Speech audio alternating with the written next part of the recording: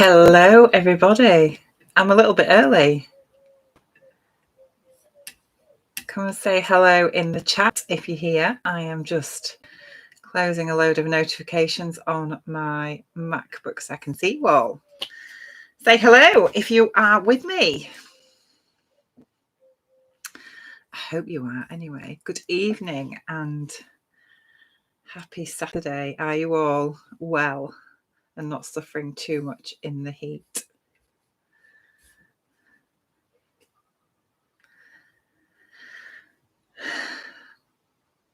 Somebody say hello if you can see me, because I can't see that anybody is there. Am I speaking to myself?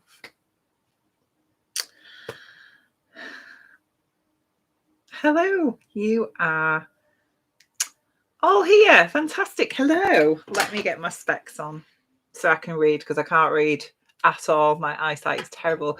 Good evening, everybody. Oh, everybody's saying hello. Welcome. Welcome to the Sewalong. This has been a long time coming, hasn't it, guys? I know I said I was going to do this back in April, and I will let you all into a secret now. This very nearly didn't happen this evening either, because I was at work this morning, and on my way home from work, I got stuck on the motorway. There was a big accident, and they closed the motorway in front of me and behind me, and also the other side. And I was stuck for an hour and a half. And at the time, I didn't know how long I was going to be stuck. And I was panicking, thinking, I can't miss it again. But I got home finally, after baking in my car for an hour.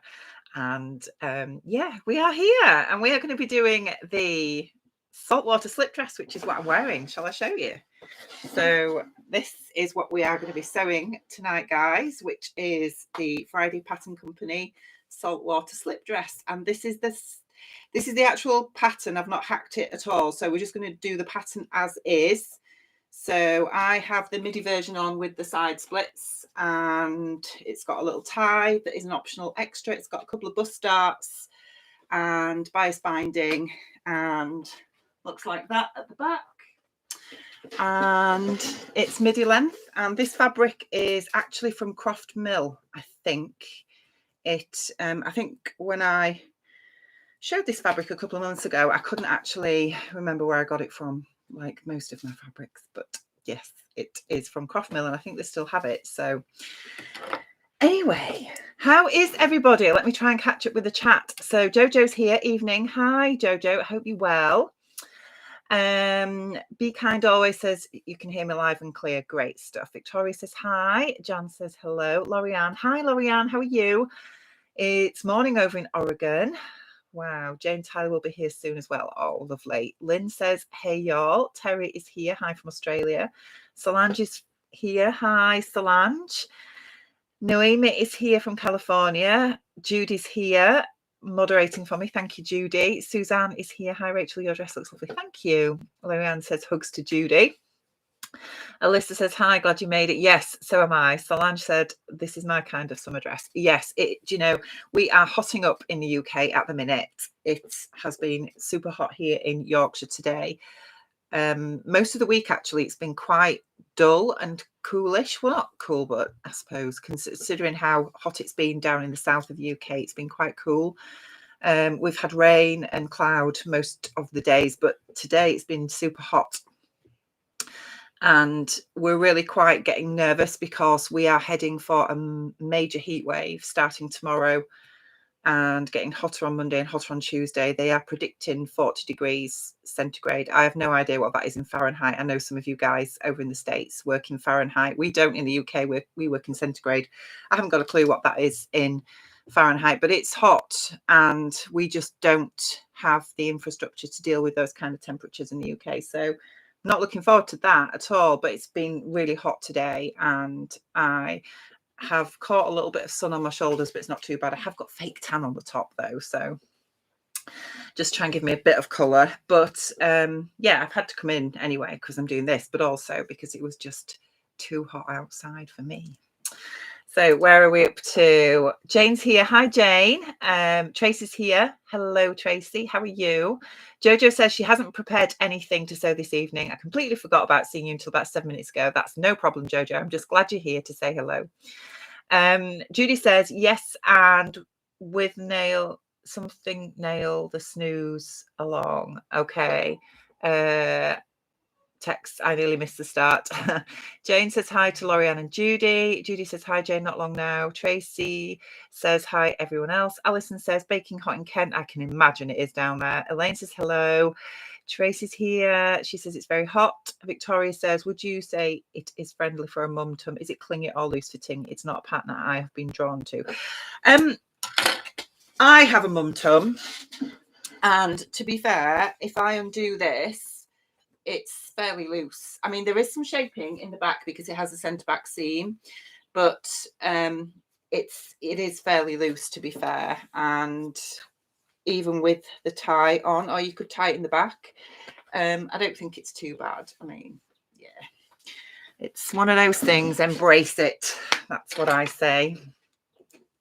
Where are we up to? Lorianne says 104 Fahrenheit, obscene. I don't know what that is in centigrade, Lorianne. Chris says hi from boiling south coast of Hampshire. Jane says, yes, Judy, very exciting. Lynn says it's really hot and humid in South Carolina today. Judy says, non-sewing related question. Can you buy Cadbury's roses in the duty-free shops? No idea. Helen says, hi, everyone. Hope you're all okay and coping with the weather. This dress is going to be perfect. Thanks, Rachel, for taking time to host this so long. That's my husband is shouting something. I don't know what he's doing, to be fair. He is watching.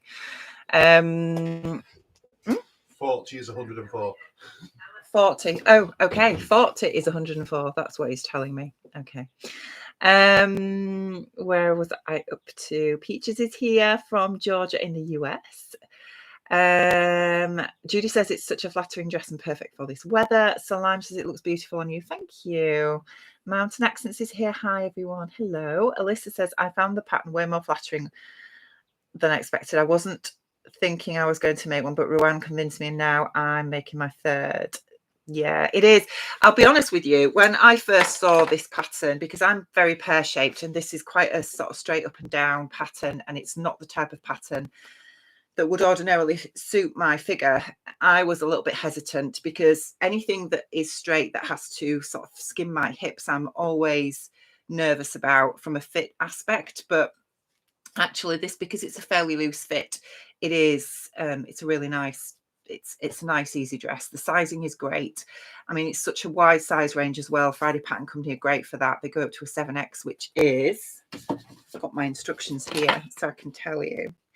7X goes up to a 63-inch hip, and the finished garment measurement on that is 67.5. So it's, you know, it's brilliantly sized, and the pattern comes in either a B to C cup or a C to D cup as well. So you can choose the size and cup range that suits you. I went for a B to C because that's my size, and I actually did the large to XL. So I did the large around the top, graded out to an XL over my bum because I've got big hips, and it's great. It fits really well, and I've got plenty of room to move in it, and yeah, really happy with it. So right, we better crack on.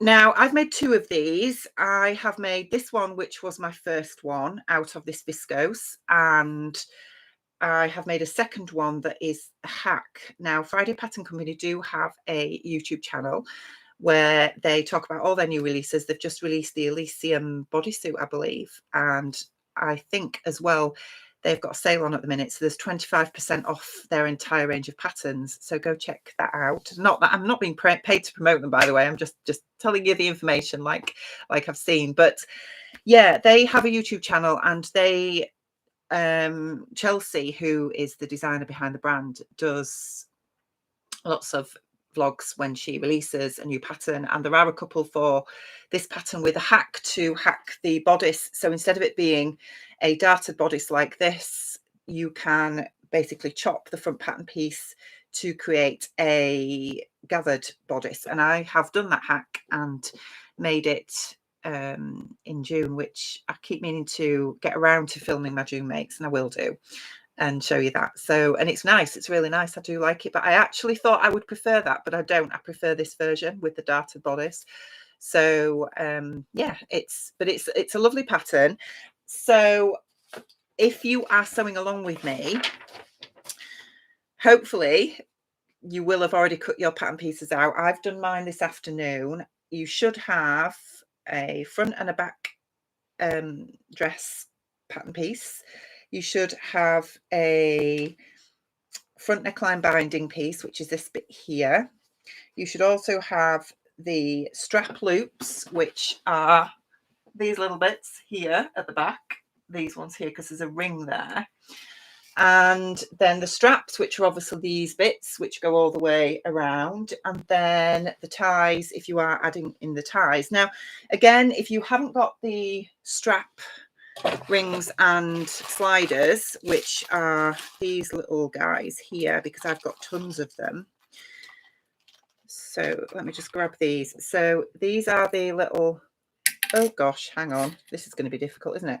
They're the little sliders, if you can see that. And the rings obviously look like that. So to create these adjustable straps, that's what you need. But if you haven't got them, don't panic. You can just, you know, with a little bit of tweaking, sew the straps on to fit you without them being adjustable, or you can put two straps on, tie them at the shoulders and create ties, which is always quite a nice little fun thing to do.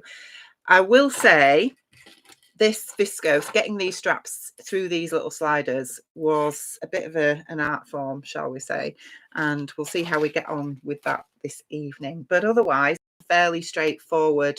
So the most time-consuming part of creating this dress is the bias binding, both creating it and attaching it, unless you have a specific bias binding foot for your sewing machine, which can sew it all on in one go. I know Alex, who is Gingerhead & Co., she has one of those and it's fantastic, but I've got one and I cannot get it to work for me at all. It's me, it's not the device, it's just me that's not very good at it, shall we say. So I need to keep practicing. But you should have everything cut out and ready. Now, another thing that I will say is there is an error in the cutting out, but don't panic if you've already got that far, because it's not the end of the world and we can sort it. The pattern piece for the side ties, which is, no, it's not the side ties, show you. Okay, so this is my piece here. So this is your strap binding. So this is the bit that's going to go all the way round and then fold through the loops at the back. And one end of this is angled. Now, the pattern instructions tell you to cut this mirrored. You don't cut it mirrored because they won't attach together. And then it forms one long piece. But if you cut them mirrored, the angles don't line up.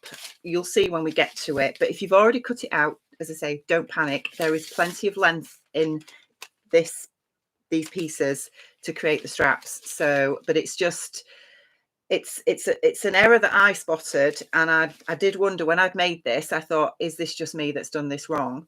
And when I was chatting to Ruan when she'd made hers and Tamlin had made hers, they both said, yes, we found exactly the same. So I think it's an error in the instructions, but it's not a biggie, so we can sort it. Right, so let me just quickly catch up with the chat and then we'll get started. Right then, Mountain Accent says, you're not sewing today. Sewing machine is out of commission for a few days. You're cutting out a dress. Lovely. What dress are you cutting out? Sobeck Sews is here and says, I've graded out to the next size up over tummy and hips. Perfect. Catherine says, I'm very apple shaped, so hope it will be okay. It will be fantastic on you, I'm sure. Sobeck So says, drinking and eating Mess Baileys are nice. Yes, I had some of that a month or so ago. Victoria says, thanks to Chris. It's really hard to tell from pictures, especially as a beginner. The sewing community is great for advice. It absolutely is. Suzanne says, cut mine out today and I'm top heavy, so I've graded from a medium top to a small bottom. Carol says, hello from Midwest US. It's lunchtime there. Will sew after making pasta lunch out of morning's farmer's market. Nice. Sobexo says, yep. Lorianne says, frozen. Alison says, oh no. Lorianne says, unfrozen. Oh, thank the Lord for that. Oh gosh, the internet gremlins. Sobexo says, I found the same. Sewing Bunny's here. Hi, Michelle. Hello. Sorry, a bit late. Just finished dinner. Welcome. Julie says, I'm making my third saltwater and looking at the new FPC bodysuit to wear under the dresses for autumn. Noemi says, I'm cutting today, but we'll use a Vogue Elements pattern 7080 that I found uncut at an estate sale. Nice. Alyssa says, that makes sense why the pieces didn't fit together. Yeah, I assumed I'd made a mistake. Yes, I did too. But no, it is not you. It's an error in the instructions. Lynn says, so how do you cut out both the same? Yes. So this pattern piece for the straps, if I just unpin mine, I will show you. So mine are cut out. Oh gosh. Help if I got the right pattern piece. That's not it. That's the strap ties. This is it here. Okay. So I have cut mine out with the angled bit both facing the same direction, if that makes sense. So it's not mirrored. That would be it if it was mirrored, obviously, and it's not. And the reason why they need to be both facing the same. So I basically cut this pattern piece on the wrong side of the fabric. I cut one piece and then I laid it on again on the wrong side of the fabric and cut another. And the reason why is because in the instructions, it tells you then to, where are we? You lay them right sides together. I mean, mine's cut off a little bit there, but right sides together. And it should be at an angle like so at the top. Do you see? And then you sew along there and fold it out to create your binding.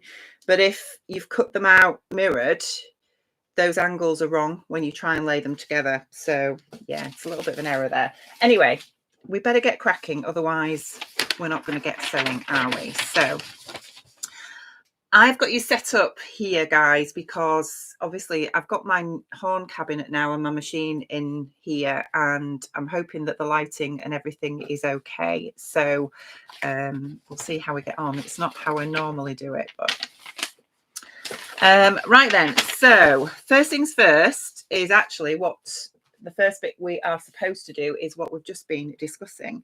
We are going to create this strap binding. So you want to be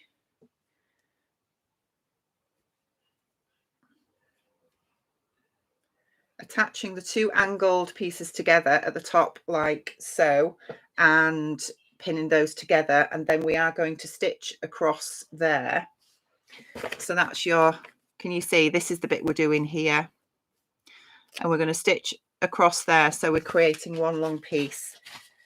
And the seam allowance is 3/8 of an inch or 1 centimeter throughout, so unless it tells you otherwise, but I think it is 1 centimeter throughout.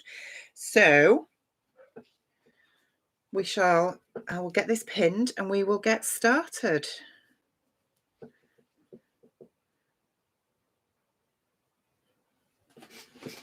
Okay.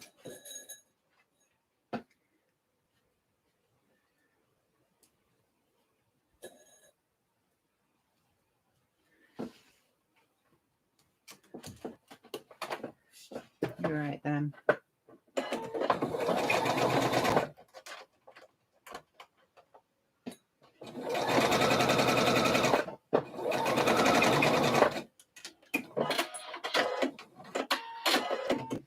So when they're sewn together, it should look something like that. And then we're going to press it open, and then we're going to create our binding. And the way to create the binding is, I mean, you can use a bias tape maker if you've got one. I've got a couple of these things. I don't know if any of you have got these things.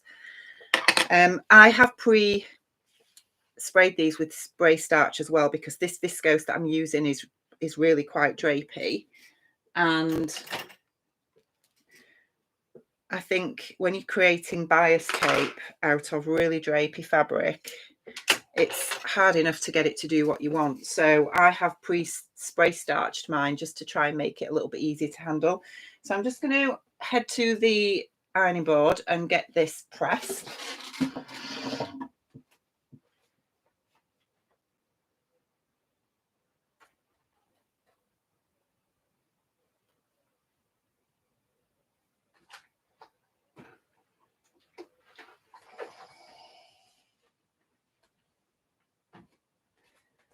And then I'm going to use my little bias tape maker, and I also use an awl, which is one of these things if you've got one, just to help sort of pull it through, and then I'm going to press it.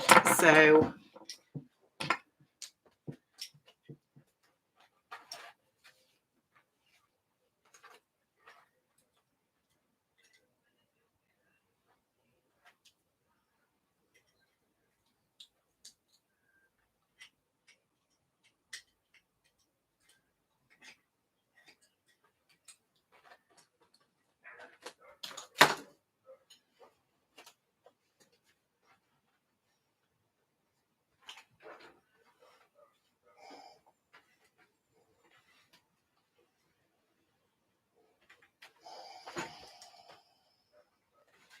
I love these things because they're just so quick. Once you get the knack of them, I just think they're so quick. So if you've not seen them before, this is what it does. As you pull it through, it folds the fabric towards the center, and then you can just go straight over it with your iron.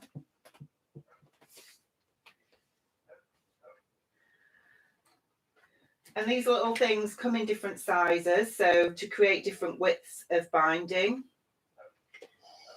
But I've just got a couple of them.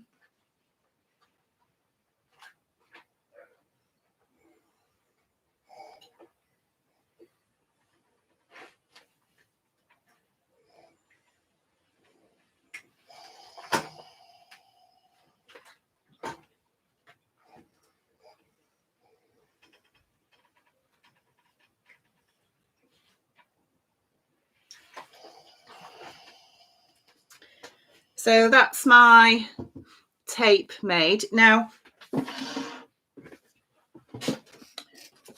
what does it say next? So fold the strap binding in half lengthwise, wrong sides together, and press. Fold the raw edges in so that they meet at the crease, and then press again. Repeat this process with pieces C, D, and F if you are adding side tar. If you have a bias tape making, you can use it to use this step to expedite the process. So okay, so so basically all we need to do now is just fold that in again. Now I've created that tape, and press it together again, because we're going to be edge stitching this. So I'll do that, and then we're going to do exactly the same with all the other pieces that we have got for the different straps.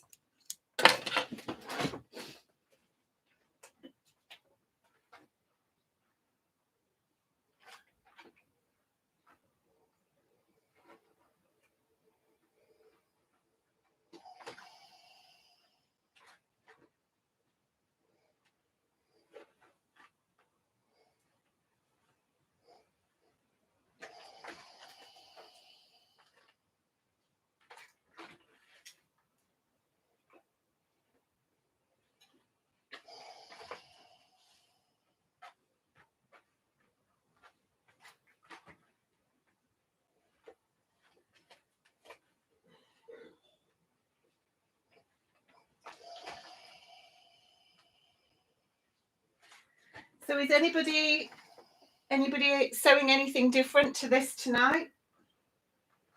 Tell me what you're all sewing. If you're sewing along but you're not sewing the Saltwater.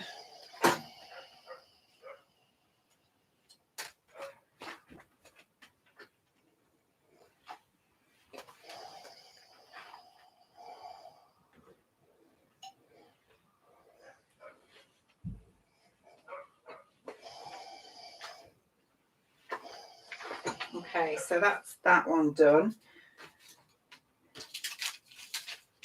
So the neck binding, to save a bit of time, I've already done it, which is here.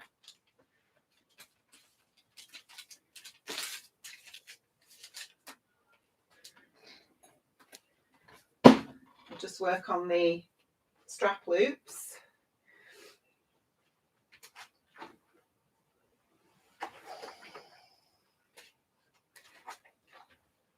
I'm not bothering with the bias tape maker for the strap loops because they're only really small, these ones. So I'm just going to do these the manual way, so to speak.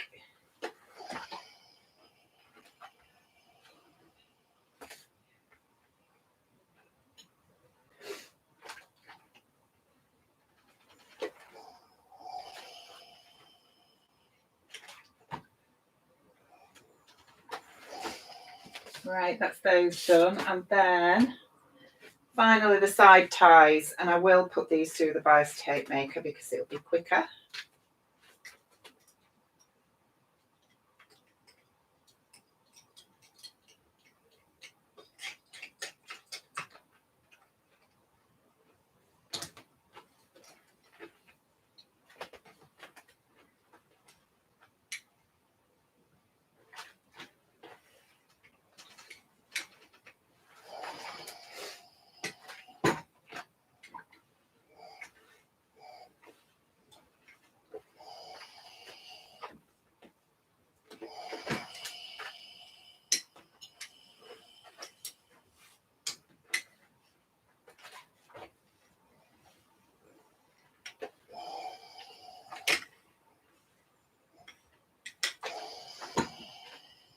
That's one done.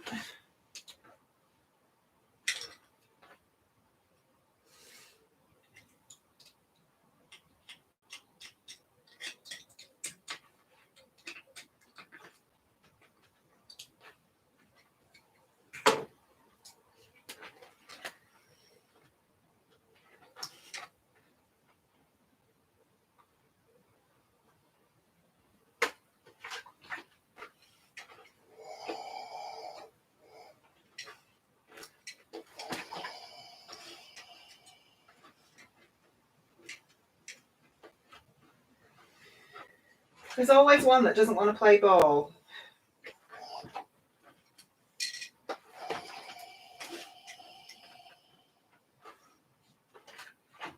Right, I think I've got it now.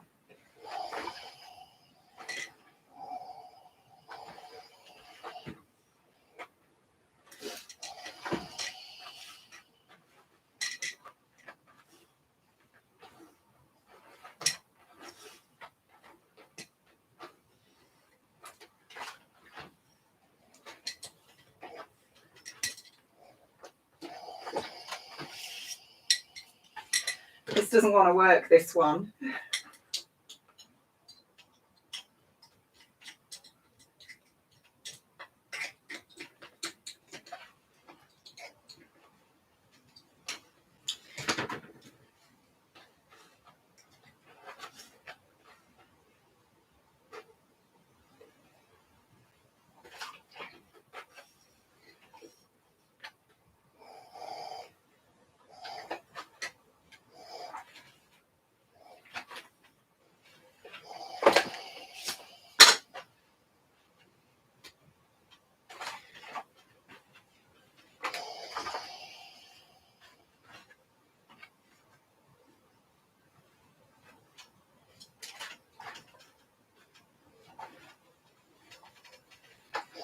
Right, I've managed it.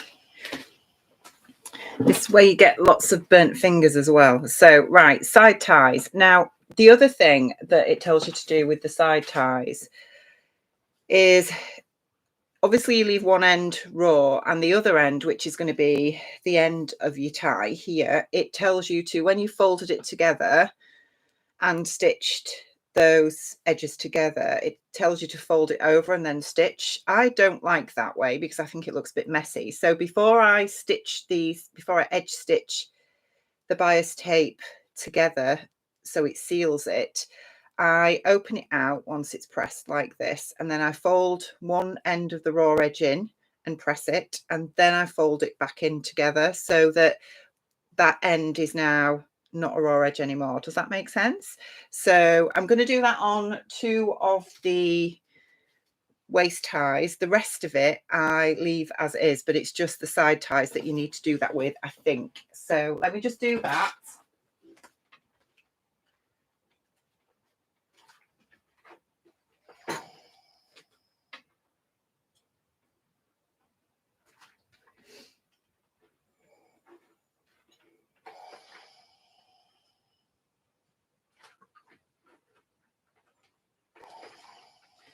So that's one, and where's the other one? Yeah.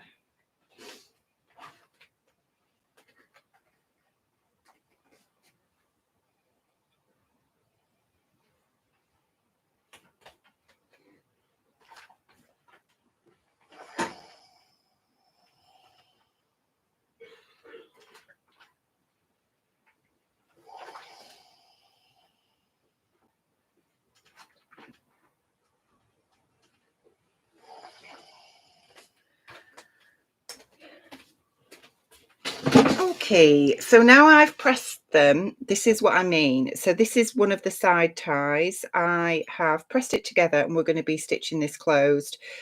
But I have folded over one end like that and pressed it in and then folded it back in on itself. So you get that nice neat edge before we stitch it. So that's that. Before we do any stitching though of the ties, I'm going to just work through the instructions as they are written. Obviously, if you're more experienced sewer, you might want to change the construction to suit your own method. That's absolutely fine, and I probably would if I was sewing this not on a live sew along, but because I'm sewing it with you guys and following the instructions, we'll do it as the instructions say. So first things first, then we'll come back to sorting the ties out shortly, but we're going to stay stitch the neckline of the front and back bodice pieces. So that's this here. So we need to stay stitch the curved edge of the neckline and then the curved top edge of the back bodice pieces.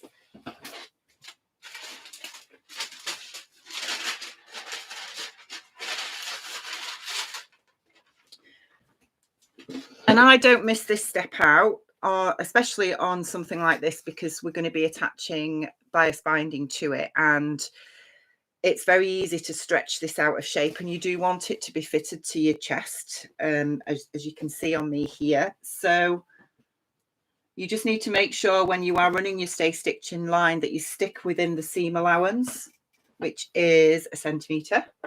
So we'll just do the front bodice first.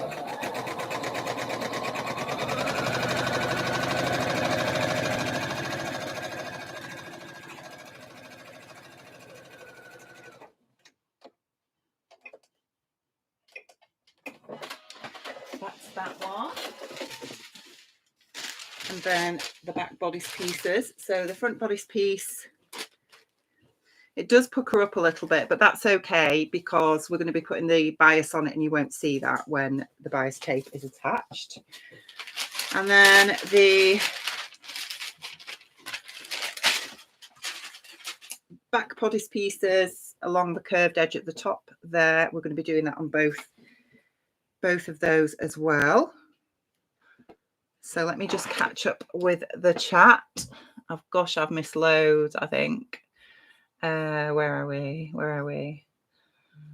Oh gosh, where are we? Okay, so Alison says, new sewer and thought I'd get a head start. Now I know I was confused. Yes, it was very, very confusing, Alison, about those straps. Catherine says, I'm on the Thatchers. Good for you. Erin says, good morning from Vancouver. Good morning, Erin. Denise is here from Canada. She's cutting fabric. Made It So says, hi from Florida. Have you tried putting a bit of tape on the ends of the strap to feed it through?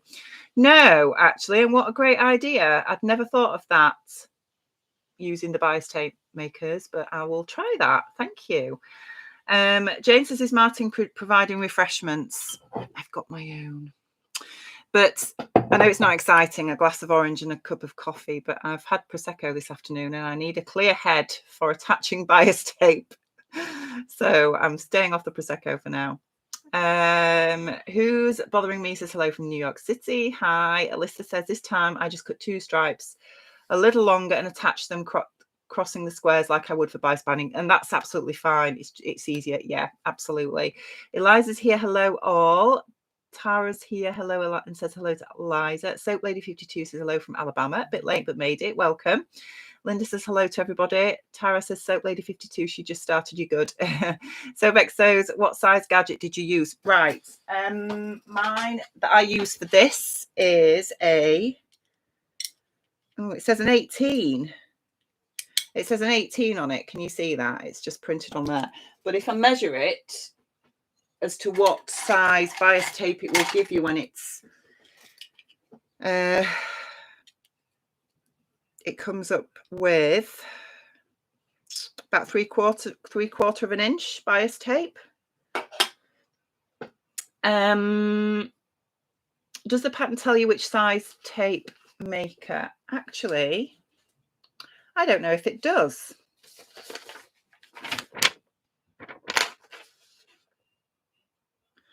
I'm not sure, to be honest. I mean, the pattern pieces are as they are, so I would say, oh gosh, I said I was staying off the Prosecco. I now have Prosecco apparently. And Piper. And a Piper, yes, Prosecco. The pattern piece is an inch. When that's folded in, it still comes to 3/4 of an inch. So I assume that's the size. I just use the pattern piece, but I guess you can make the tape whatever width you want it to be. I guess if you want wider straps, you could do that, and you'll have wider tape. It's entirely up to you, isn't it? I guess. Where are we up to? I'm lost. Okay, here we go. Here we are. So who's bothering me says I'm not sewing along. Does the pattern tell? Oh, we've just read that, haven't I? Anna's here. Hi, how are you? I'm good, Anna. A bit warm, but I'm okay. Thank you. How are you? Ruan's here. Hello, lovely people. I'm busy tonight, but I had to bob on to say hello. Hi, Ruan. Beverly says, hi from Wisconsin. Happy to join you for the live. Hello. Lynn says hi to Ruan. Lorianne says hi to Ruan. Everybody's saying hello to Ruan. Ruan says hello back. Be kind always says me. I'm just doing my first ever stretch fabric dress. Ooh, exciting. More people saying hello to Ruan. Lynn is sewing a dress for her granddaughter that she needs tonight. No pressure. Catherine is a bit behind, just threading a machine and still got to feed the terrors. Oh, the little walking foot says trying to sew a wilder gown, just bent my needle. Oh no. Lorianne says she's doing machine embroidery, spring showers from Kimberbell. Oh, nice. Sarah says I'm finishing my Atelier Jupe Solange dress. Lovely. Michelle says I should have done the spray starch fiddly bias tape making. Yes, it is a game changer, Michelle. Honestly, get yourself some spray starch because trying to make bias tape with drapey fabric is a nightmare. Judy says I think Rachel is using the red bias tape maker, and if it's by Clover, it's 18 millimeters. Yes, that's what it says on it. It does say 18. That's what the 18 stands for. Gosh. I cut my binding using my rotary cutter and cutting board. Yes, that's how I cut mine too. I measured the width and cut in strips using my quilter's ruler. Annette says Iris knickers, lol, bit different. Love making a pair of knickers. Who's bothering me says, lol, I also love sewing bunny. We all love Michelle. She's fabulous. Anne says she's sewing a Linda Platt old pattern. Wow, supposed to be jersey, but I've got lovely Liberty Tanalon I'm using instead. Fingers crossed, but very interesting what you were doing. Thank you. Lynn says, Lorianne, I love my French market. Kimberbell box. Linda is doing the Mia dress from Sonia Estep Designs for a promo next week. It's going to be half price last week. Then I'm going to sew myself a pair of Sew to Grow Caroline culottes. Right. I know there's a few more comments, but we need to crack on. So let me get these other two top necklines of the back bodice pieces stay stitched. So normally I would French seam viscose but I'm not going to be French seaming this dress tonight.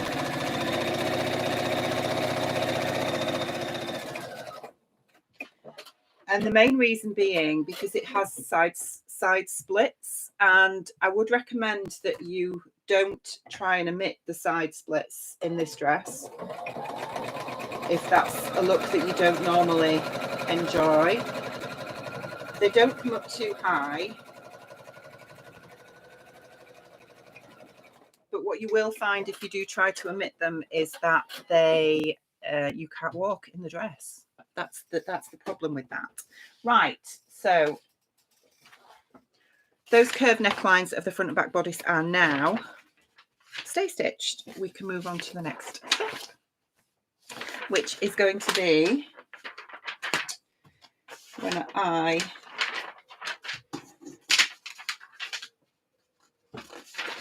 get my right pattern piece. So, okay, so the next bit is we are going to join the back pattern pieces together along the centre back and then finish the seam. So I'm going to do that on my overlocker.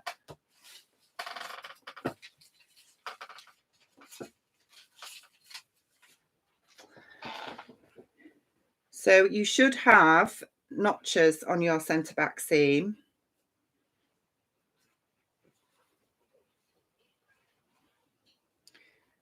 Which is that one.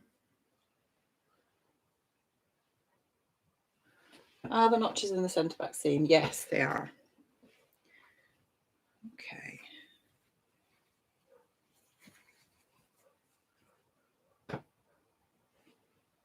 Right, that's my centre back seam there, because I can see my notch. Yeah. Okay. So we join the centre back seam together. I'm just going to pin it first. If you were doing French seams, you would do this wrong sides together, but just remember you only have a centimetre seam allowance to play with, which isn't a lot for doing French seams with.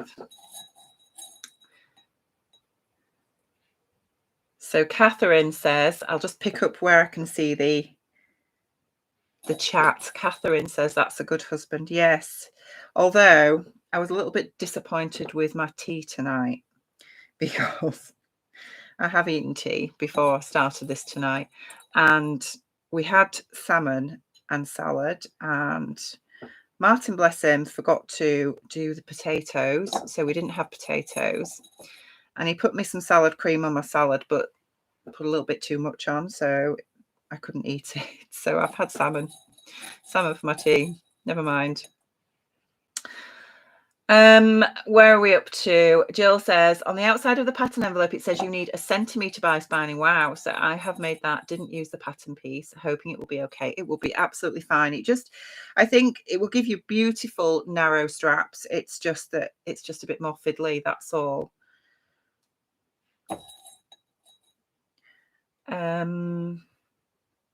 Alyssa says there is a 3/8 of an inch seam allowance, so is the bias binding the same?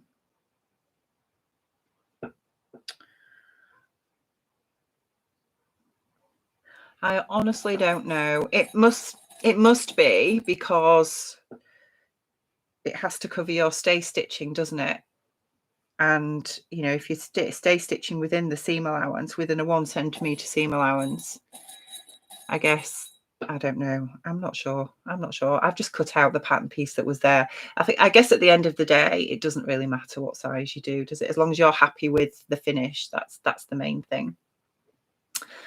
Sobexo says, but I didn't have any luck with that size bias tape maker. There is a bit of a knack to it. It's another one of those things that you just have to practice with. And I think it's one of those things that you practice with and eventually it just clicks.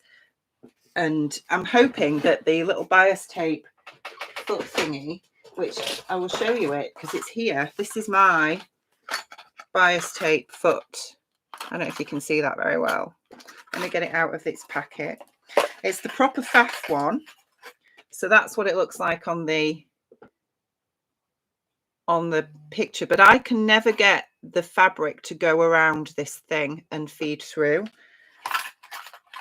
It's falling apart at the minute actually, but yeah, this is it. So Can you see it's got the fabric has to sort of wrap itself around this, and you have to feed it through, and then it's supposed to, you put your fabric in between, because it curls the fabric to make the bias tape, so you can sew it all in one go. And I've seen it used, I think Lucy, who is So Essential, this really has fallen apart actually, and I've not even used it. She did a vlog on it, on how to use it, and it just looks so easy to use, and I just cannot get it to work. That's it. I can't get it to work at all. But I think it's just one of those things that you just need to practice that, and it will eventually click. A bit like rolled hems. The rolled hem foot is the same, I think. That took me a while to master, but I can do it now. Right, let's get this centre back seam sewed up.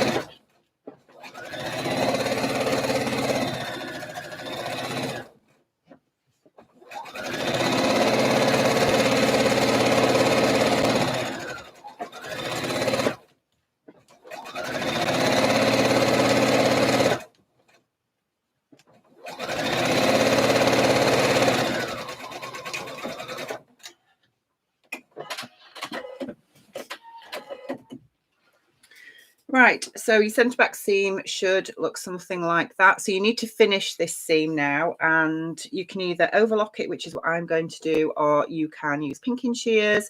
You could put bias binding around it if you wanted to. However you want to finish it is up to you. I'm literally just going to head to my overlocker, which is just out of your vision just here. So shut your ears. I'm sorry if it's a bit loud. Give me 2 seconds.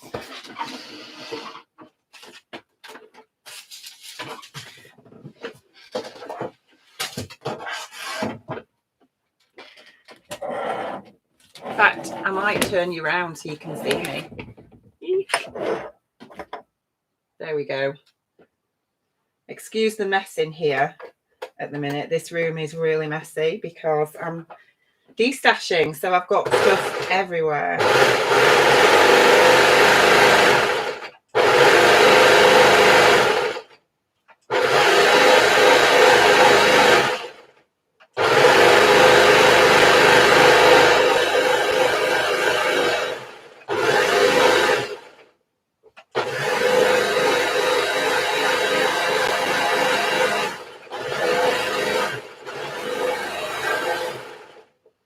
Okie dokes.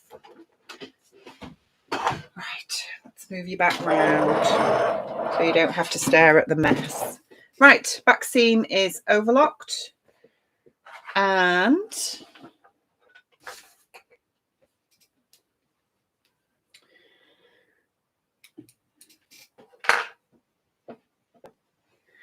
what you should have done as well is made sure that you transferred all your notches, because what we're going to be doing next is we are going to be constructing the back loops for the straps, which is this little bit here. We're going to be doing that next. So you should have a couple of notches just on your back pattern pieces, so you can see where they're going to go. So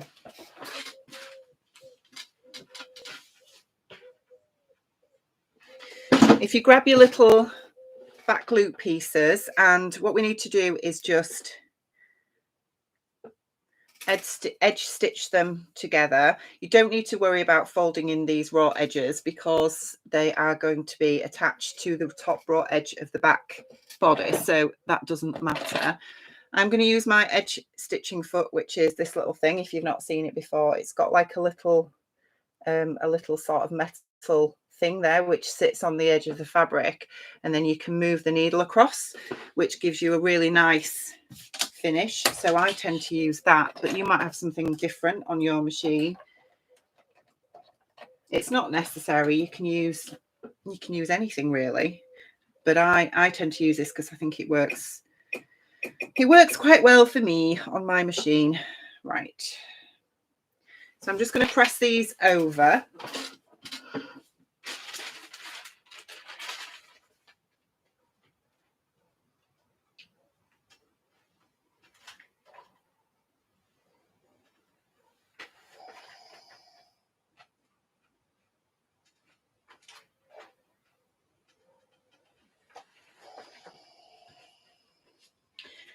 So if you haven't got rings and sliders and you're just making plain straps that don't adjust, you will just need to use your strap pieces at this point. So if you just get those ready and then just make sure you have edge stitched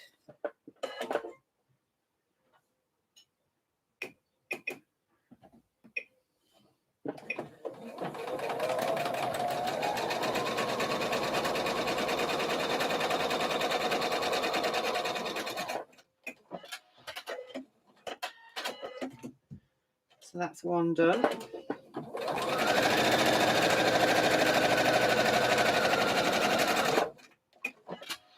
So it should look something like that. And then at this point, if you're doing it the way I'm doing it, you will need your little rings at this point.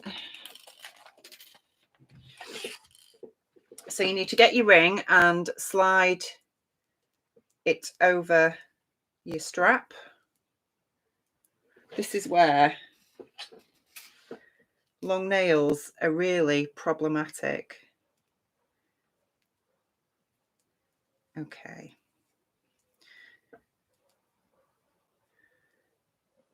So it should look something like that. Do that for both. So where are we up to? Lorianne says hi to Carmen. Carmen says hi to Lorianne. She would love to meet her. Tracy says she hasn't got the knack. No, me neither. Me neither, Tracy. Nimue is here. Hi, Nimue. It says hello to everyone. I'd planned to trace the Marguerite tonight, but I've thoroughly misplaced my pattern. Oh no. So I'm tackling S9141 instead. I don't know which pattern that is, Nimue. I will have to have a look. Jill says she can't get hers to work either. Well, I'm glad it's not just me. I'll just get my coffee. Okay, so when you've got your two little straps with the rings on like this, what you need to do then is grab your back bodice piece, no, the back pattern piece, and then where the straps, where the little notches are, which are just there, you are going to just pin and baste them together, I believe. Yes. So we're going to pin those on, and we're just going to baste them on. Jill says she can't get hers to work. Yes. Judy is explaining how many inches is 1 centimeter. Lorianne and Carmen are and Judy are having a little conversation. Letitia's here and says hi. Who's bothering me? Says I can't wait to rewatch this and actually sew it. Yeah, that's the beauty of doing these. That yeah, it will remain on the channel, so you can watch it at your leisure. Right, have I got that right? The other thing that I always make sure of as well is that I always like the stitching to face inside. It's just my personal preference. There's no sort of right or wrong, but I always make sure that when I've pinned these on that the line of stitching facing each other. So yeah, it's just one of those little quirks, I guess. Angie says, good evening, I'm cutting out the saguaro. I've got the pattern cut out, but I haven't cut the fabric yet. But yes, that's definitely on my make list. Alyssa says based to the wrong side. Yep. Okay, so let's get this basted. You can do this by hand if you want to, but I just do it on my machine. So I'll just put my normal presser foot back on. I'm just moving my needle back to the center.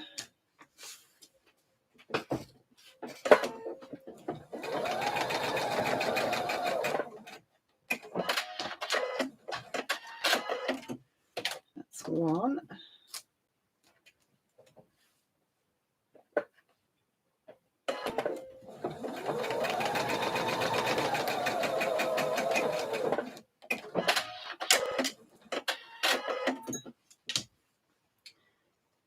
Okay, so they are now basted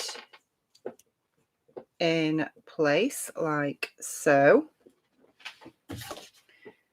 Right, so next up we are then going to be working on our front bodice piece. And we have a couple of bust darts, side bust darts on the front bodice. So we need to sew and press those. So what I'm just going to do is I'm just going to lay my pattern piece on my cutting mat and just mark where my bust dart comes to with a pin. So give me 2 seconds while we do this. I'll turn you around and you can watch me. I just need my friction pen.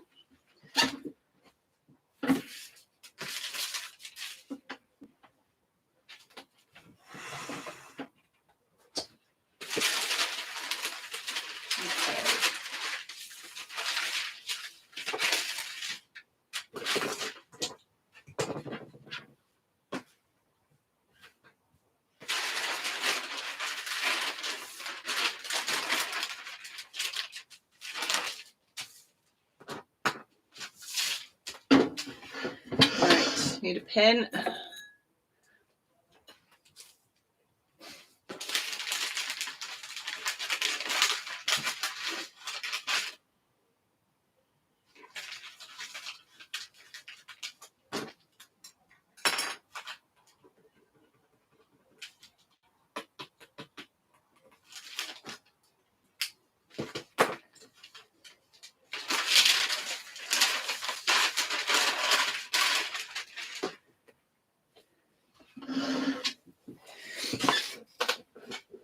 So I've just marked on the wrong side of the fabric. I just poke a pin through, just move it around, poke a pin through, and then I pull back one piece of the fabric where it exposes the pin while it's still poking through, and then make a couple of marks. So you should be able to just see a mark there and on that side there. And then I can see exactly where the point of the dart needs to be to pin it.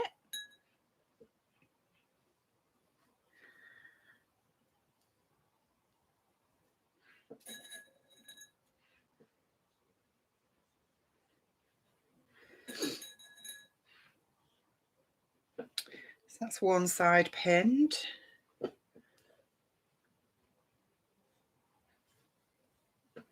And then we'll do the other side. Where are we up to? All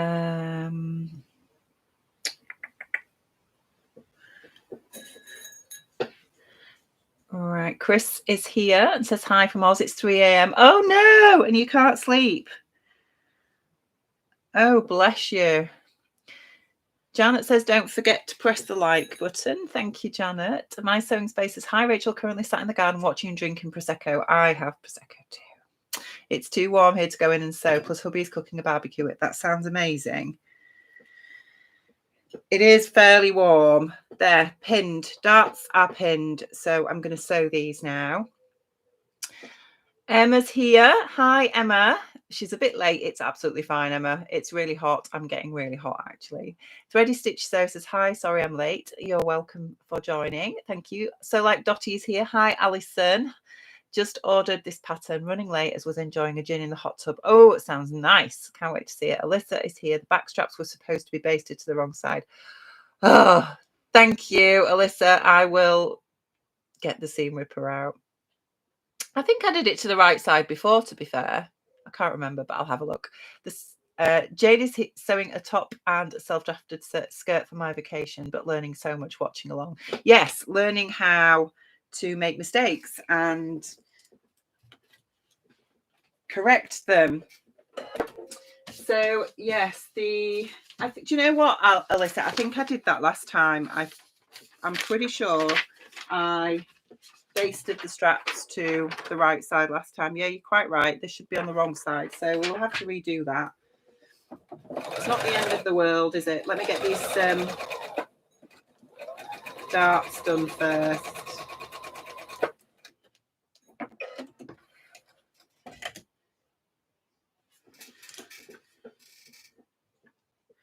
That's the problem when you skim instructions and you don't read them properly.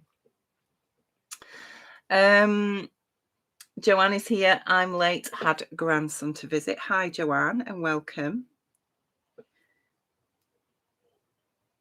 So for those of you that have joined us, where we're up to so far is we've created all the binding for the straps, the neck, the front neck, the back straps, the tie straps, and we have stay stitched the front and back necklines.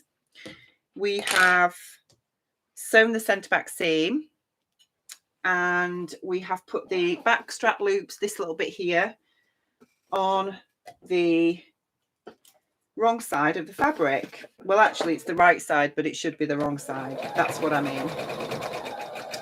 And I'm just sewing the darts now in the front bodice.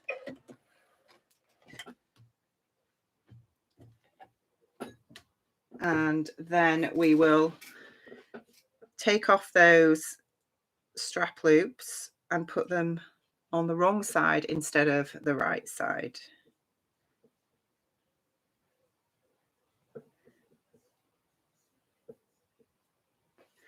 Okay, so I'm just going to give these darts a press.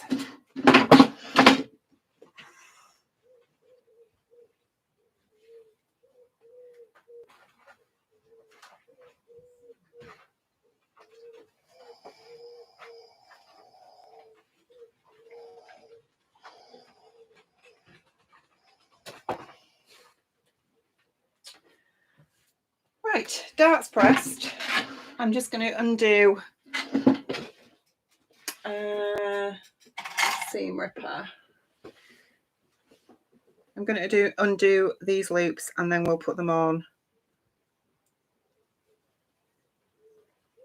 the wrong side of the bodice.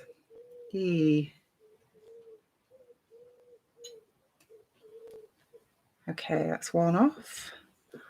Where are we up to? Angela says she's also sat in the garden drinking Prosecco. Oh, you're all having a lovely time in the garden. Is it still really hot in the garden? It's too hot in my garden earlier. Far too hot. Right, so let's put these on the wrong side of the back bodice, shall we?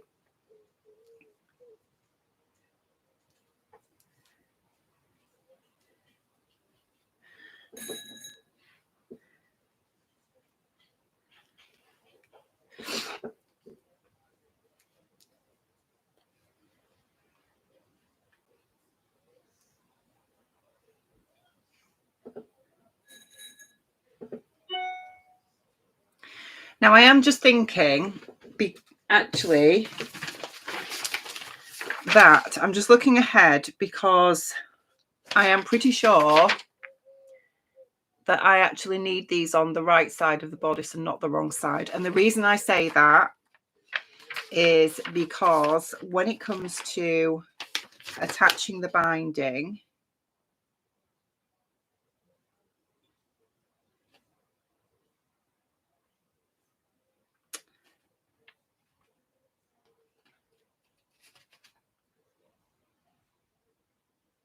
oh no, that's right. Okay, ignore me. Okay, let's get these stitched in place.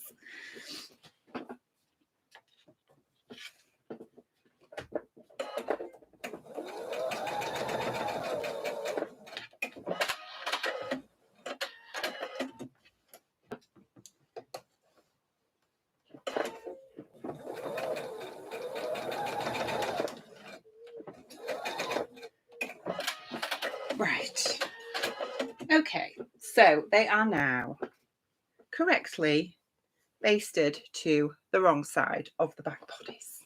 Okay. Next up is the side ties. So if you are attaching the side ties, and you don't need to if you want this without any tie around your waist, but I like to emphasize my waist, then you will need your side ties at this point, which are here. So what I need to do now is, like we did with the loops, we need to fold these over and edge stitch all the way down, and then we are going to attach them to the, I believe it's the front bodice, but I will double check. Yes, it is. It's the front bodice. So we'll get this edge stitched in place. I'll just change my foot again. Where are we up to with the chat? Helen says, what are the rules re dart placement? How far from bust point, and should they be straight from side seam or at an angle? I think essentially it depends how big your bust is as to how far away from your apex, which is your bust point, the dart should end. If the more fuller figured you are, the further away from the apex your dart point should end, if that makes sense. It's anywhere between, I think, something like half an inch to an inch, but again, as I say, it just depends. I tend to do mine at about 3/4 of an inch, something like that. So on this, for instance, my bust point is here and my dart ends there, so it's probably about a good inch actually.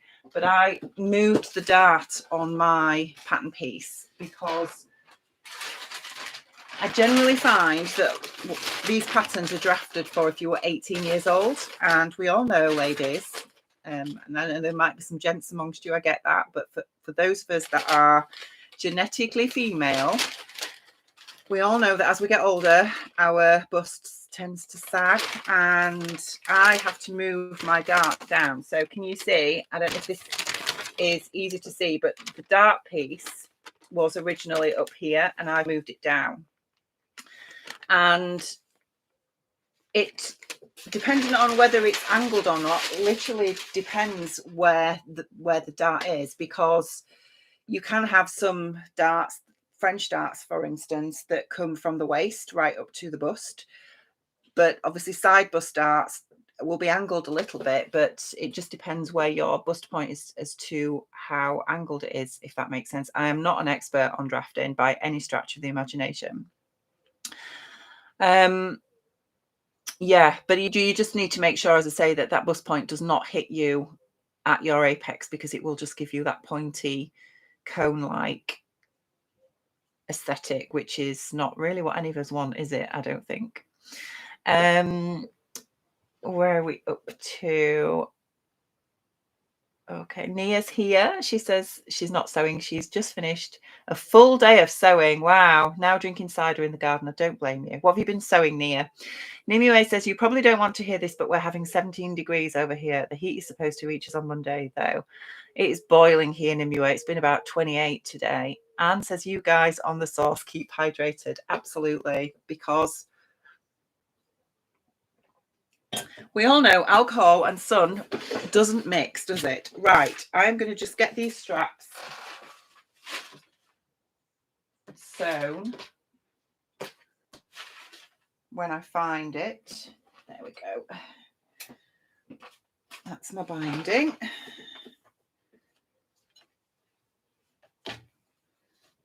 But before I do that, I just need to press them together because I've not done that. See, my dress is sticking to me now, guys.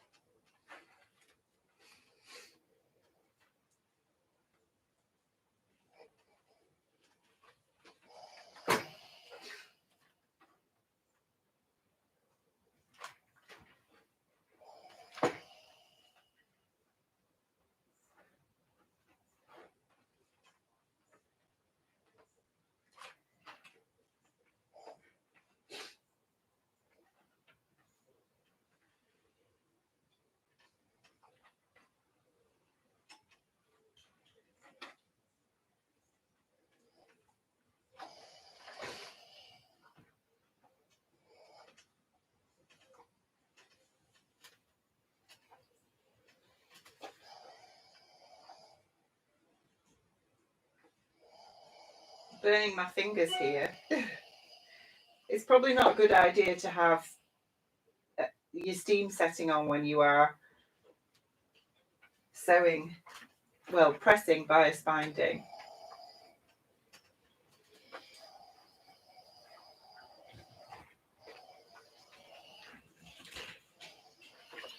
That's one done.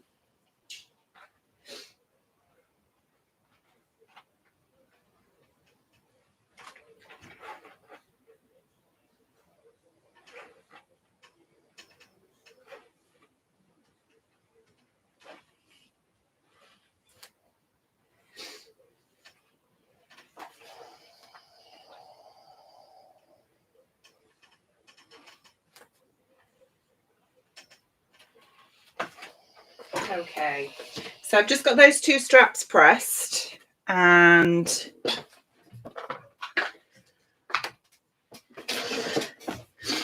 like I did with the back loops, we are just going to edge stitch these edges together.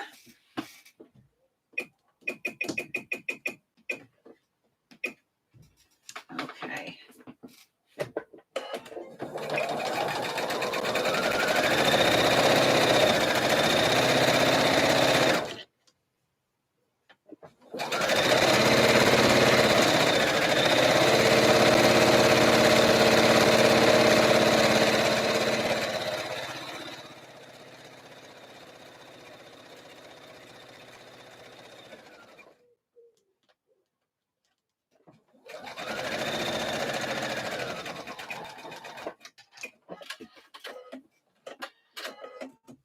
That's one done, and then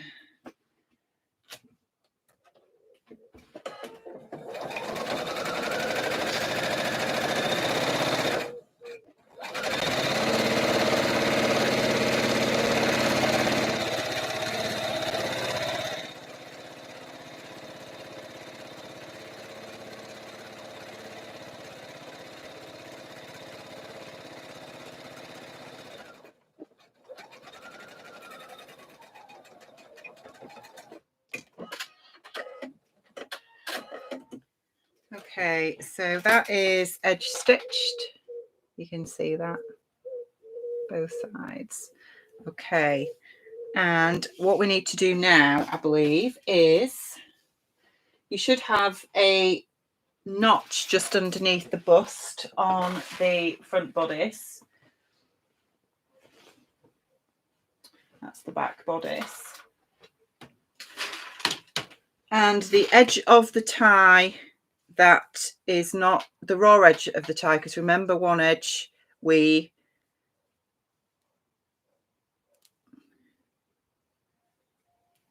one is it now? Yeah, one edge is sealed and the other edge isn't, if I can work out which is which. So it's the raw edge we need to be attaching to the raw edge of the side seam just under the bust. So you should have transferred a couple of notches. And again, when I'm attaching these ties, I like the stitching line to be at the bottom.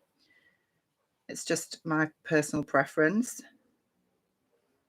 So we'll just pin that in place. Now this goes on the front side, the right side of the bodice, doesn't it? Yes, definitely the right side. Where's my other tie gone? I've lost it, and it's here. Where are we up to? Noemi says, I'm doing a sagging boobage adjustment right now. That's a brilliant term. I like that. Sagging boobage. Helen's here. Hello. I'm late joining as we've been out paddleboarding. Oh, do you know that is something I really want to do? I've never tried it. And then had to put a trampoline together. I haven't got any sewing ready, but thought I'd join you all anyway. Well, welcome, Helen. Far too hot putting a trampoline together.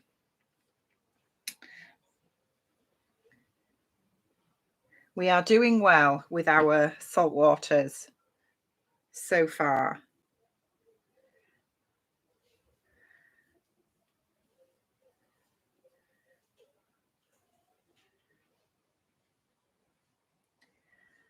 Okay.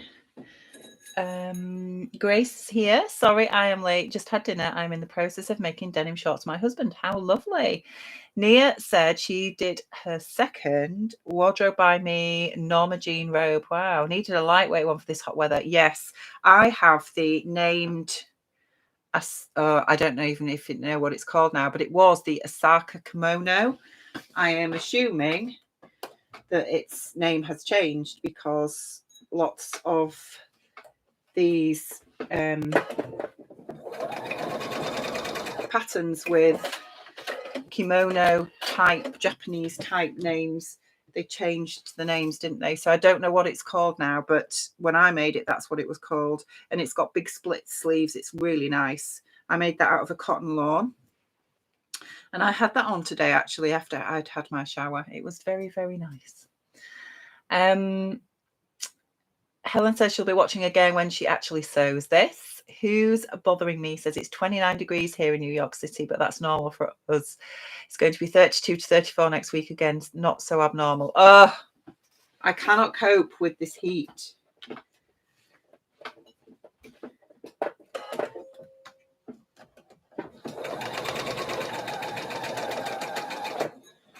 Okay, side ties are basted. Nia says, no, Amy, they're not saggy, they're Southern Bells. Oh, that's a good term. I like that. No, Amy says, lol at Nia. Anne says, I love the Southern Bells description. Nimue says, I don't even have any needles out yet, and I have already poked myself with a pencil lead. Very promising start. Oh, no. Annette says, I have finished the iris knickers. That's the secret, obviously. Watch someone else sew while sewing yourself. Enjoying the sew along, Rachel. Good, I'm glad. Emma says, currently testing a pattern. Laughing when I'm not. Angela says, don't forget to like everyone. Thank you. Right. Yes. Southern Bells or saggy boobage. Yes, it's not good, is it? Anyway, getting back to the task in hand, we've got our side ties. If you are putting side ties in, this is when you need to do it now. Basted raw edges matching at the side seams of the front pattern piece. So moving on.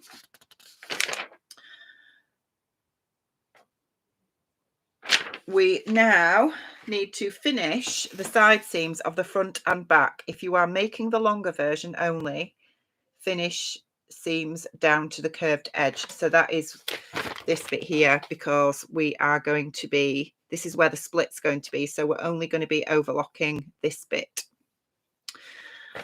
And I honestly don't finish the side seams at this point. I do them together when I've sewn the side seams together. But I am happy to... No, actually, I can't do that, can I? I'm talking a load of rubbish. Just ignore me. We do have to do it at this point because we've got side splits, haven't we? And yeah, so just ignore that. We're going to be finishing the side seams before we sew the side seams together. Let's follow the instructions, Rachel. Okay, we're making the long version with the side splits. So we need to finish the side seams, and we need to be really careful if you are using your overlocker at this point. Be really careful that you don't cut off your ties that you've just basted, because it's very easy done. And my little cut in here, this is where the side split is going to start. So I'm going to be overlocking from the top up here all the way down, and then just running off at this point and leaving the rest of it down to the hem raw. So let's turn you round. We'll head off back to the overlocker. I'm going to have to move some of this stuff, or I'm going to throw it everywhere, aren't I? I need a bigger house. Right. Let's run them through the overlocker. Okay. Notice the stash pile here. That's all the fabric that I sold on Friday, I think, on my D-Stash account. And would you believe, I've had a couple of people message me saying I can't have any fabric left. And trust me, there's still tons left upstairs.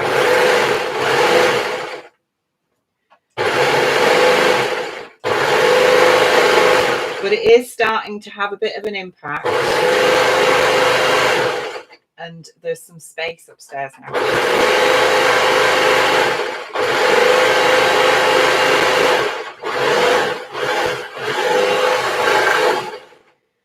However, then yesterday, Sherwood's, who we all know I love Sherwood's because they sell Lady McElroy fabrics, and I love Lady McElroy fabrics, have a 2-day sale on yesterday and today, which they very kindly decided to email me about and tell me that there's 30% off. And it's not very often they do a 30% off sale. I'm just making sure I keep those ties out of the way. If you still have your knife engaged on your overlocker at this point, be really careful you don't actually cut any of your side seams.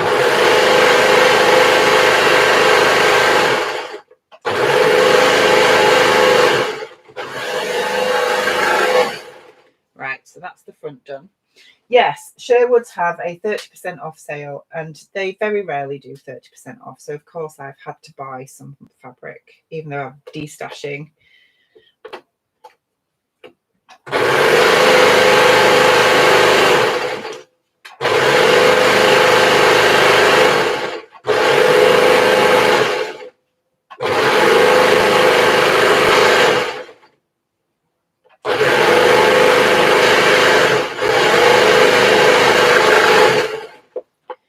Nearly there. One more seam.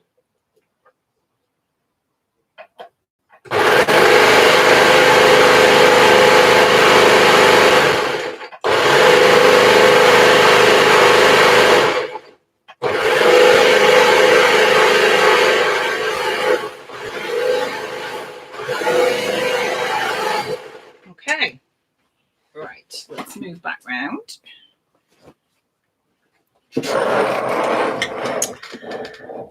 Okay.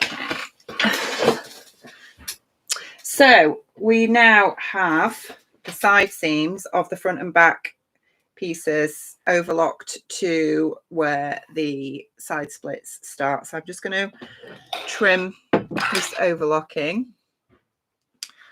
Jojo says, we just had a massive bowl of homemade old school chocolate sponge pudding with chocolate custard. It was gorgeous. That sounds lovely. Although slightly warm to be eating sponge and custard. Anna says, happily she's lightening my fabric load back. Yes, you are, Anna. Absolutely. Your pile is somewhere. I'm not sure at where at this moment in time. So I don't think I mentioned it, but those of you that watched my Sew Tune vlog that I put up last week when I'd been up to Newcastle for Tamlin's sewing day, I don't think I mentioned it in the vlog, but there was, I took my Benina with me, but I didn't take my overlocker. It's just come back to me now, being on my overlocker. And there was this lovely lady there, Margaret, she was called, with her daughter, and she had a vintage overlocker with her. I can't remember, I don't think I've got the name of the brand, but it was probably from the early 80s, I think. And she'd got this, I don't know where she'd got it from, but she was telling me that she'd got it obviously secondhand. I think one of her friends gave it to her. And it obviously had no instruction book with it or anything. So she took it to this sewing shop for them to look at it because she didn't know if it was any good.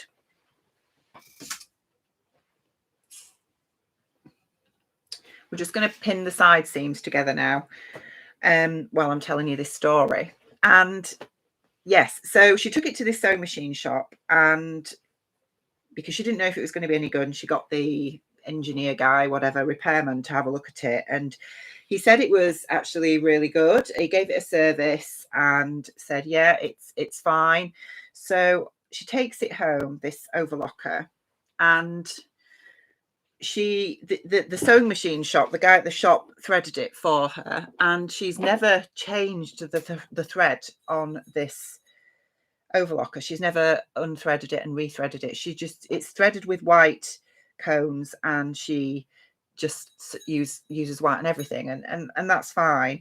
So I didn't take my overlocker with me. So while I was there, you know, this lady was quite happy for everybody to use it. So there's a couple of times when I asked if I could quickly just borrow her overlocker just to do a couple of seams on the pattern that I was making. And first couple of times it was fine, and then I ran my garment through it again, and it stopped chaining.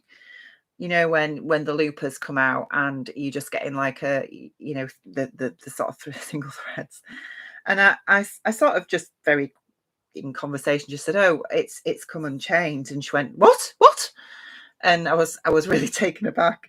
And I said, yeah, I said, I'm really sorry, it's come unchained. And she was absolutely distraught, this lady, because as I say, she's never had to rethread it herself. So initially it looked like just one of the needles had come unthreaded, but then when we rethreaded it, we managed to get it rethreaded.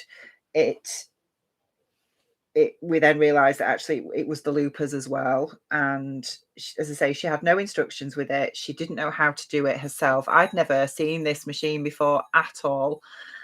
And yeah, I then had this dilemma that this poor lady's upset because she was saying, I'm going to have to take it back to the shop because I'm going to have to get the guy there to rethread it. And I was like, no, it's okay. Let's have a go. It can't be that difficult. Surely they must all be very similar, these machines. They must all work in a very similar way. So I think I spent the next 3/4 of an hour trying to work out how this vintage overlocker was rethreading. And I managed to get it done, which was just, honestly, the ground could have just swallowed me up at that point because I was just mortified. I felt like I'd broken it. And yeah. And then she discovered, because she told me right at the beginning that the needle, the blade, you couldn't disengage it, but we found this thing on it. And I said, I'm sure this is the blade. And we did work out that actually you could disengage the blade. So it all turned out well in the end, because this lady learned that actually the blade, you know, you could have the blade on or off, so to speak, and I hadn't broken her overlocker. But yeah, that was a bit worrying. Where are we up to? Now I've told you that story. Tracy says, I do struggle sewing thin strips of viscose, so I'm not careful my machine eats it. Yes, it definitely does. Mine does as well. Jojo is laughing when you're overlocking. My mime's sitting in a machine gun nest to the sound. Oh my word. He said that it sounds like an MG42. What's an MG42? Is that some kind of gun or something? Martin's going to laugh at me now. Mountain Accent says, I've just finished cutting out the Atelier Jupe Tilde shirt in a pretty grey chambray fabric. Ooh, that sounds nice. I have a Atelier Jupe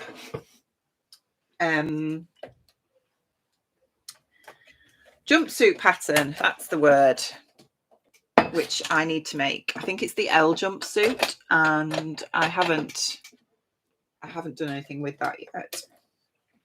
Right, so I've pinned the side seams together, and I am now going to stitch at 3/8 of an inch along the side seams, but we're just going to be stitching where we've overlocked. So if I just show you, right sides together, and we're going to stitch from the top where I've overlocked. Hang on, because I've got a pin coming out. Just down to there, and we're leaving this bit free because this is where we're going to create our split. So we shall get that sewn. Now, actually, we don't do that, because here we go again. Because actually what we're going to do is we're going to pin all the way to the bottom.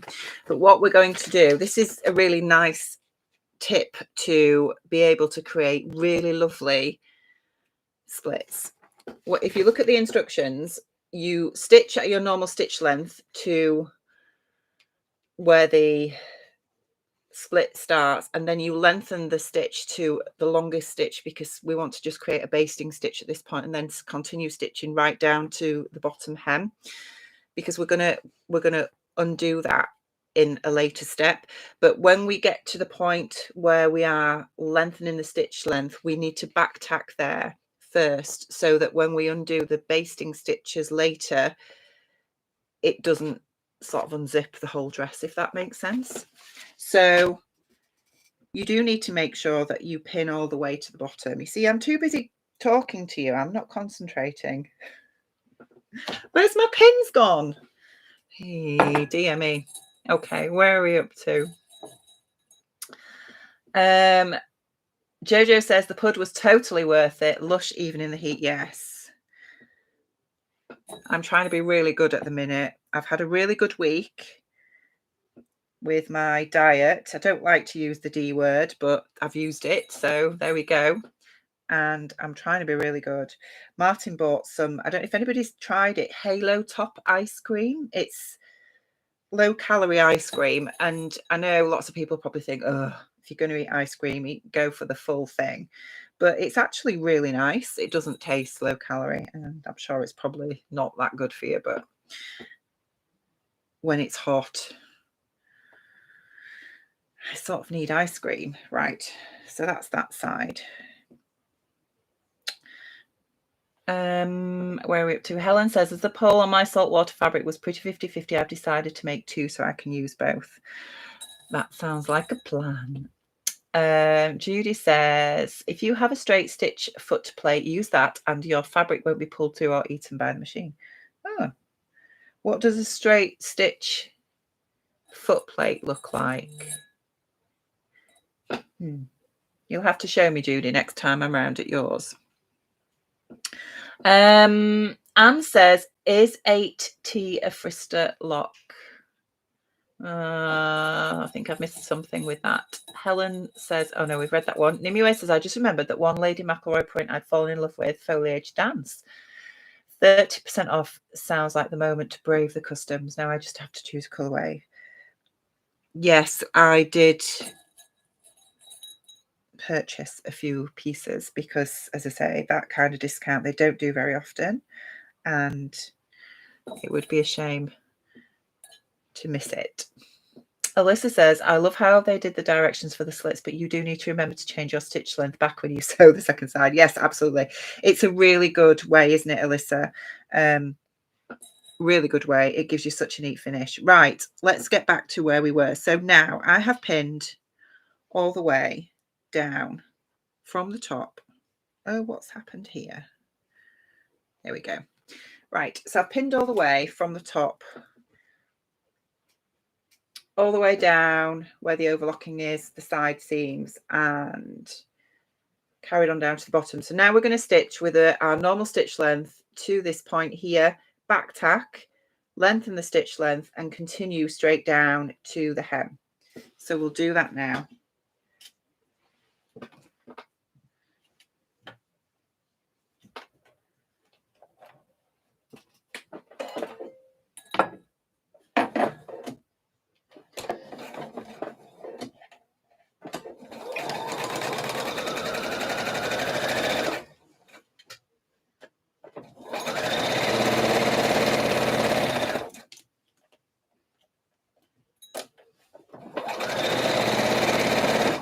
I actually can't believe it's a week ago since I went to Sew Toon.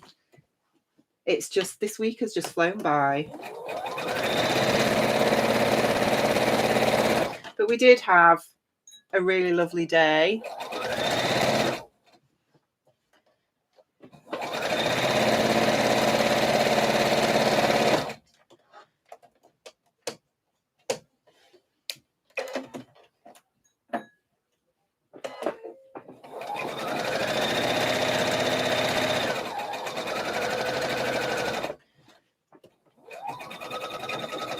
Right, so I'm just at the top of the slit now where I need to lengthen my stitch length. Alison, who is so like Dottie, I don't know if she's still watching, but she commented earlier. She was on my table with me. So it was the first time I'd met Alison, and we spent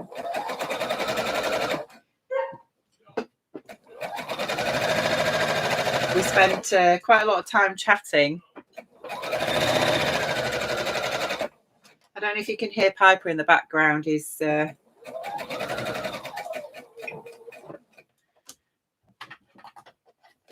starting to get a little bit vocal. The problem is he likes to go for a walk at this time of night, and it's just too hot at the moment. So he's not very happy.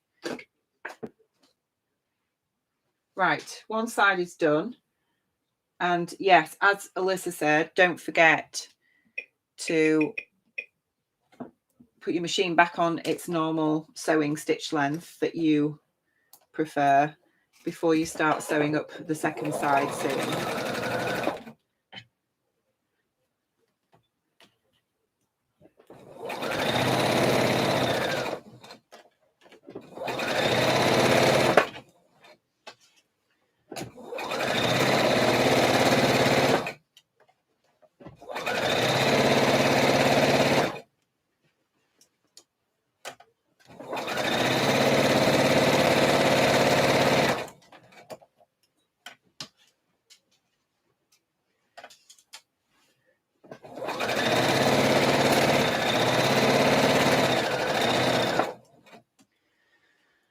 So I'm almost at the top of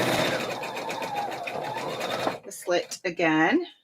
So we just need to lengthen our stitch length and continue right down to the hem.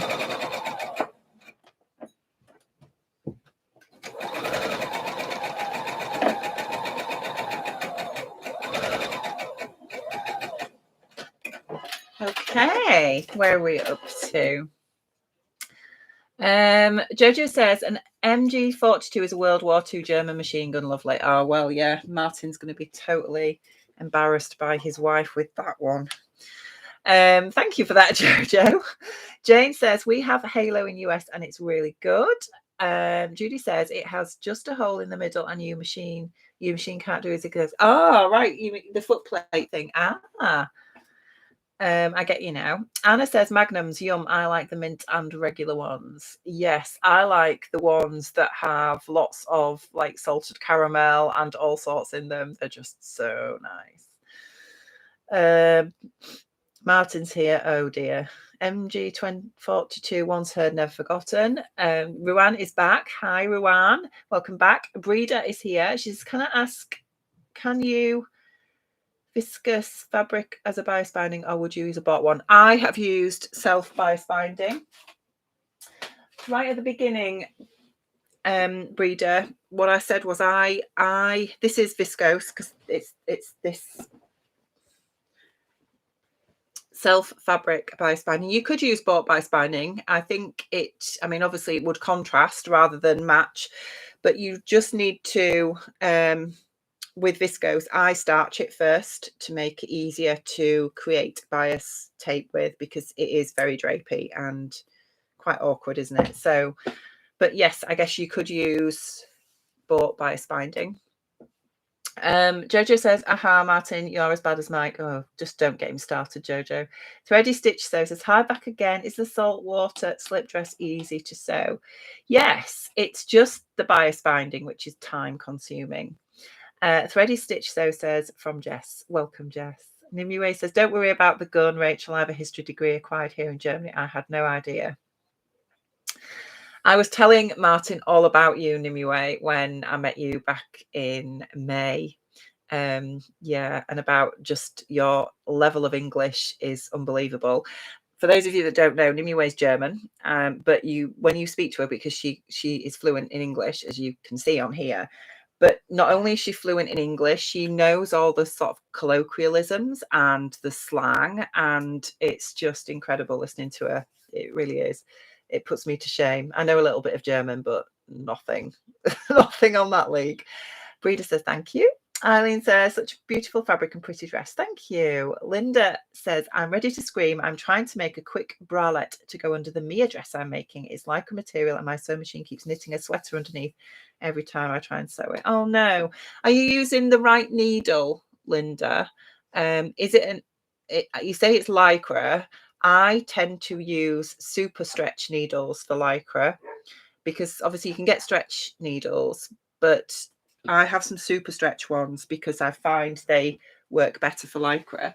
Let me just see if I can find them and I will show you what they look like. I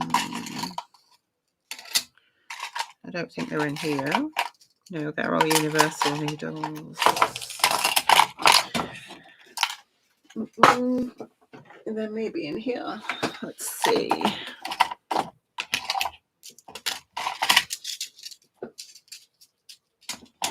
I know that's probably not going to help you right now if you don't have them and you're trying to sew, but just for future. It's going to be the last one I find, isn't it? You can guarantee this. They're going to be right at the bottom.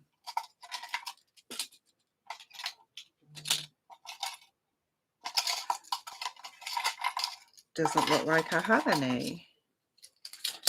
Oh, no. I thought I did. I bet I've used them.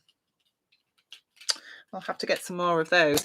But Schmetz make them. So like these ones say, oh gosh, can you see? These ones say stretch on them here. But Schmetz do a super stretch needle. But I thought I had some, but I don't. But it's honestly, I think they're great on lycra. They don't chew up your fabric. Right, so we've now done the side seams. What do we do next? Press them open. So let's just head back to the ironing board. Just unstick my dress from me.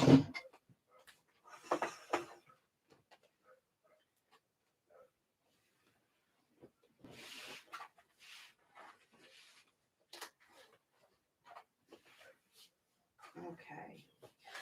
So you want to press the seam open right down to the bottom where the split's going to be.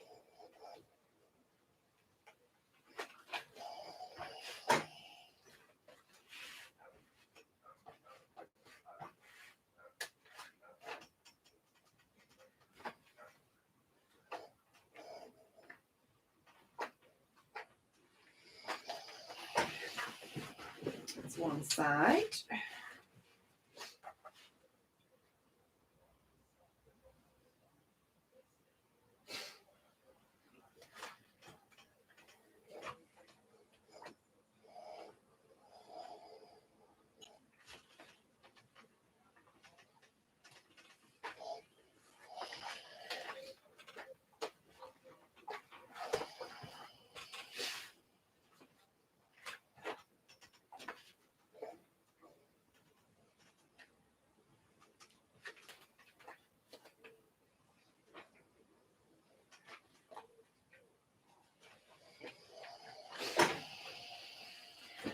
So when you've pressed your side seams open, it should look something.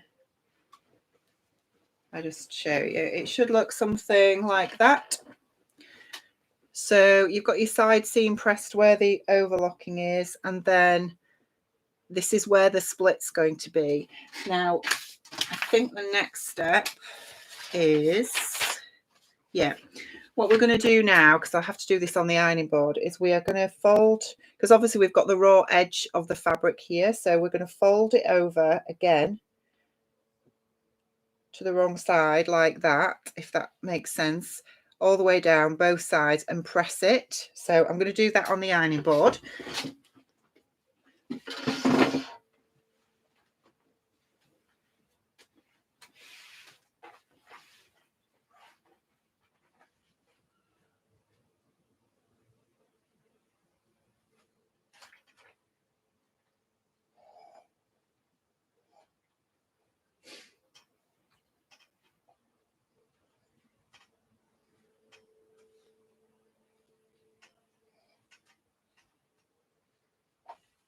And again, try not to burn your fingers with this.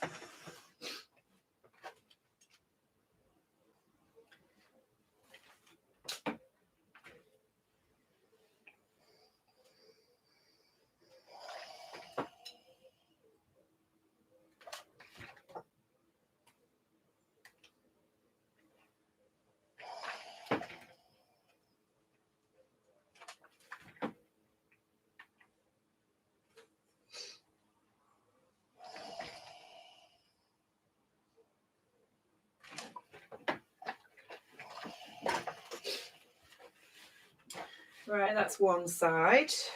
We'll just do the other side seam now.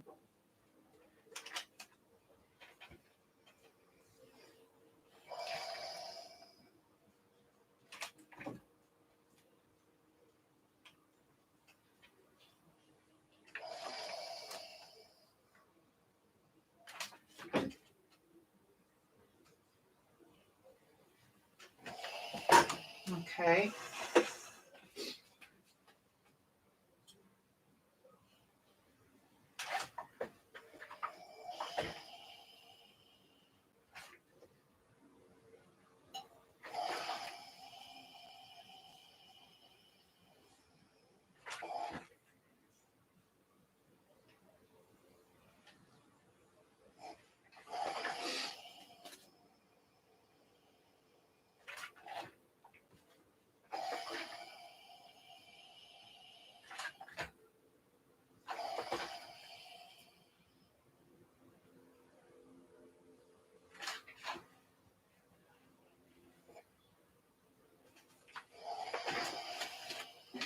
Right, so when you've pressed it, it should look, you should have the, where are we? There we go. It should look something like that. Now, you can pin this. I don't bother, to be honest. I'm just going to edge stitch it now down. And you start at the hem on one side, go all the way up to where the top of the split's going to be, so where it meets the overlocking, and then across to the other side and down the other side. So bottom of the hem, up, across and down. And we do that while those basting stitches are still in place. So let's get my edge stitching foot back on.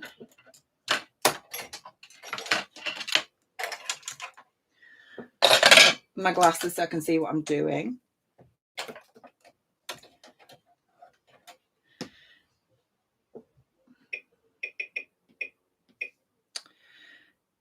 Right, so where are we?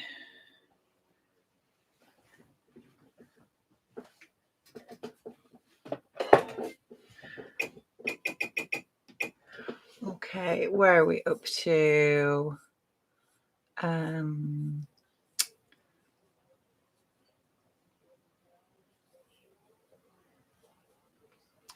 Eileen's in Oregon. Nimue says, oh, thank you, Rachel. Blushes. G. Alexander says, just want to say hello since I'm blessed to catch this live. Hello and welcome. Judy said, bridesmaid dresses done onto my Saltwater. Which fabric have you decided to go for, Judy? Thready Stitch So says, what fabric is perfect for the Saltwater slip dress? I like viscose just because for me it's a summer dress and I love wearing viscose in summer because it's just nice and floaty and cool. Linda says the needle is likely the problem. Thanks, I might have one. Lorianne says, Eileen, where are you? In Oregon. I'm in Colton and Jane is in, is it Tigard? Right, let's get this edge stitching done.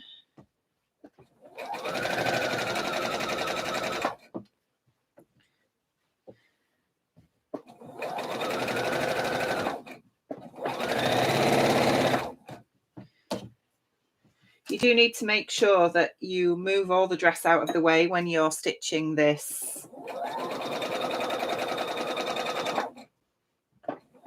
split seam down.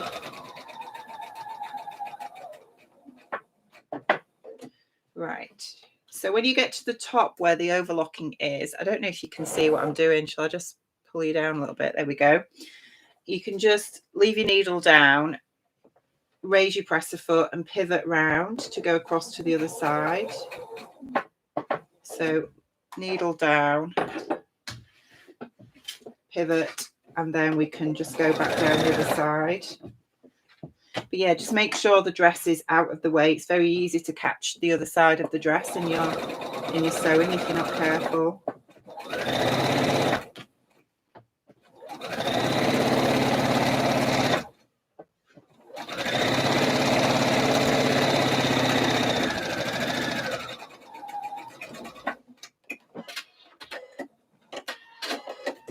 Okay, so I have now got one side done, which I'll just show you. So there's one side.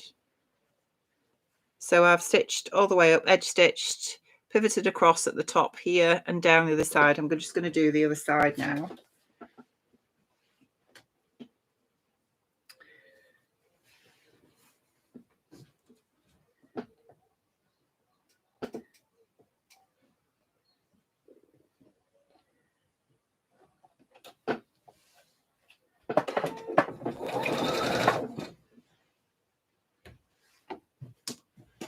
Making sure, as I say, the other side of the dress is out of the way. Otherwise, I'll end up stitching them both together.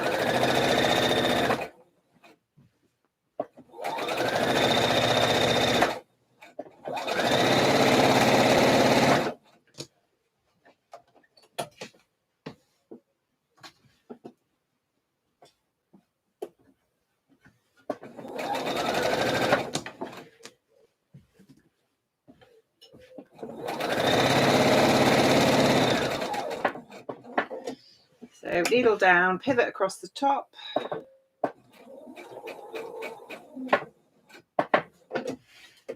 And then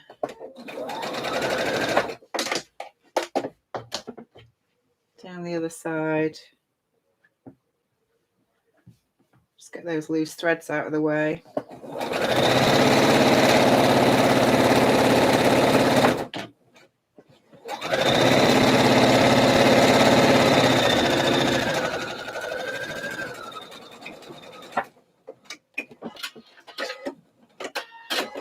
Okay. 12, 13. So that's both sides done.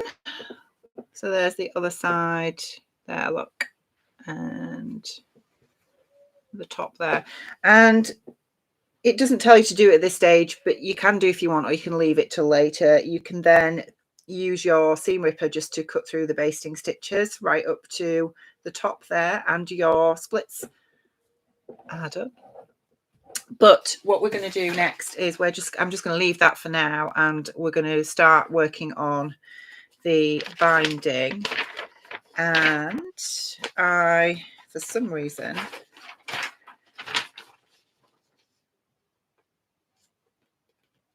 haven't attached the neckline binding yet, so we need to do that next before we do the strap binding, which is here.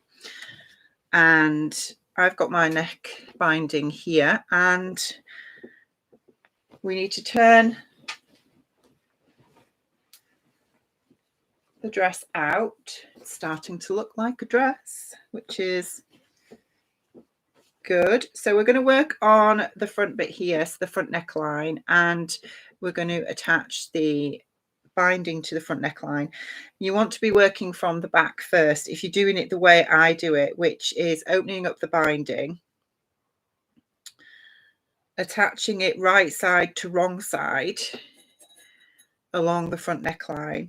And to be honest, I tend to just put one pin in place at the start, and then like so, and then I'm going to use my edge stitching foot to stitch in the groove all the way along that front wrong side neckline edge and attach the binding with the raw edges meeting all the way across. I will tilt you down and then you can watch what I'm doing. Let's just catch up with the chat. Jill says, my lovely hubby has made dinner, so I need to go, but I'll be tuning back in tomorrow to finish this off. Need it ready for the heat wave. Thank you for the so long. You're very welcome, Jill. Jane says, hello, Rachel. Sorry so late. That's okay. Hi, Jane. Welcome. Andy's here. I'm so sorry. I forgot to set the timer. What are you like, Andy? The sun getting to you down there in Cornwall. Suzanne is here. Just wondering what bra you would wear with this, as the straps are so thin. I have a strapless bra on. So yeah, I've just got a strapless bra, and I do appreciate some people don't like wearing strapless bras, and but that's what I wear with this, to be fair. Nimiwe says, you're a terrible influence. 2 Lady McElroy remnants are headed my way. Oh, shucks. But I essentially saved the postage. You can't turn down 30% off, Nimiwe. Jojo says, don't forget to like the stream, everyone. Thank you, Jojo. Lynn says, I'd go with strapless bra if I wear one.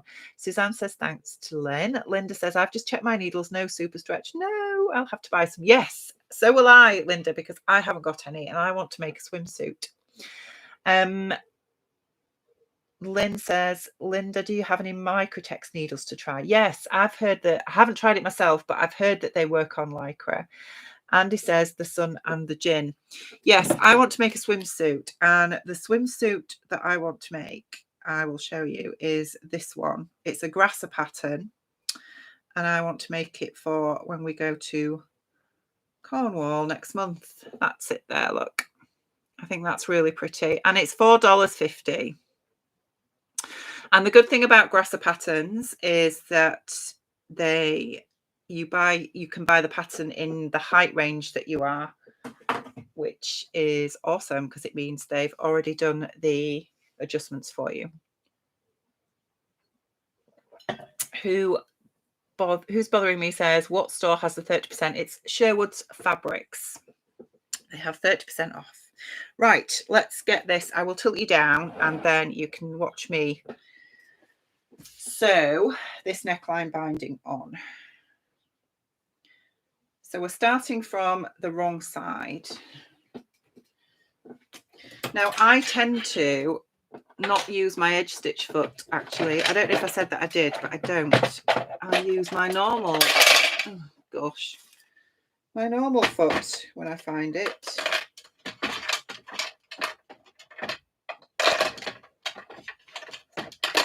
There we go. Just put those there.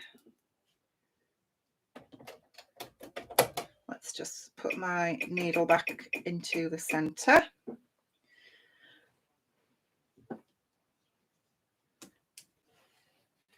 Okay.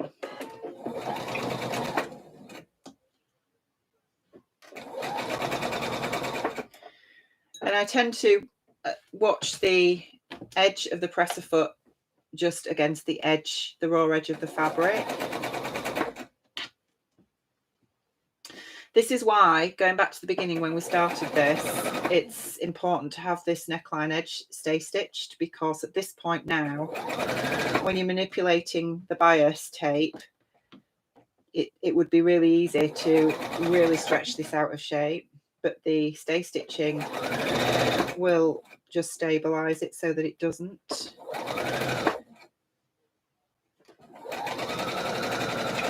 You will find that it's a bit longer than it needs to be, but anyway, that's okay. Right, so we now have the bias tape stitched to the wrong side of the front neckline, and then what we're going to do is just fold it over to the right side, and you can pin this all the way along, but again, I tend to just pin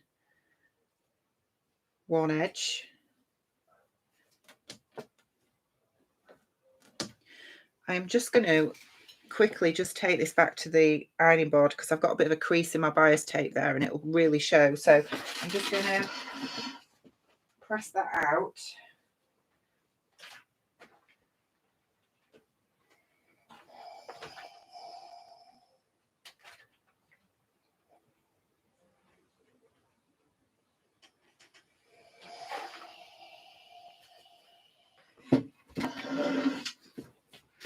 Okay, right. That's better. The last thing you want is a crease in your bias tape along the front neckline, isn't it?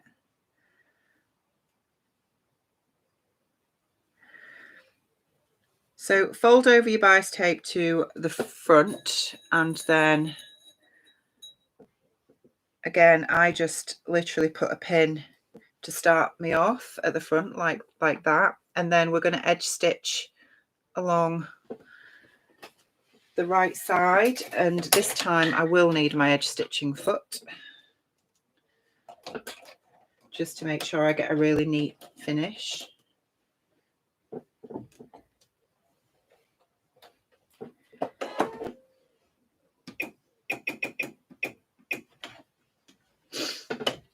Okay.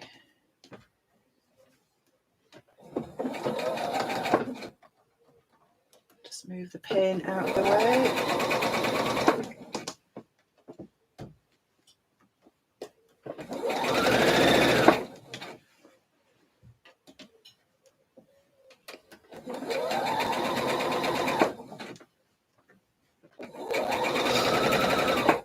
I always think it's difficult with fabric like this, knowing what colour thread to use, because whatever thread you choose is going to really show up.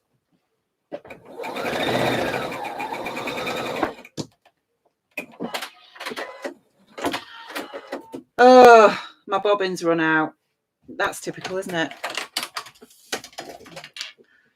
Halfway through, I'm going to have to just re-sew that now. Ugh. My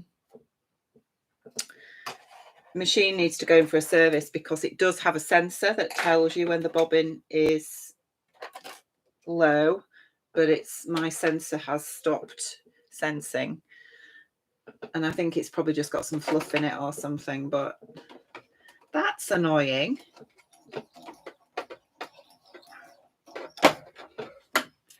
Okay, let's just do that bobbin again.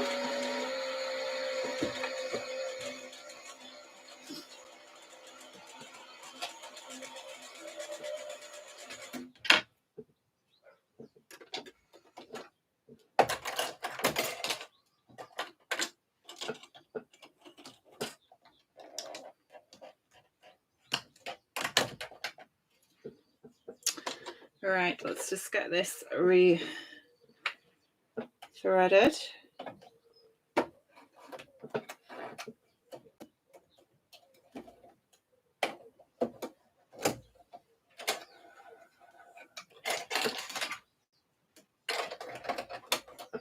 Okay, I am just going to unpick this tape because it's in a place where it's really going to show, and I don't want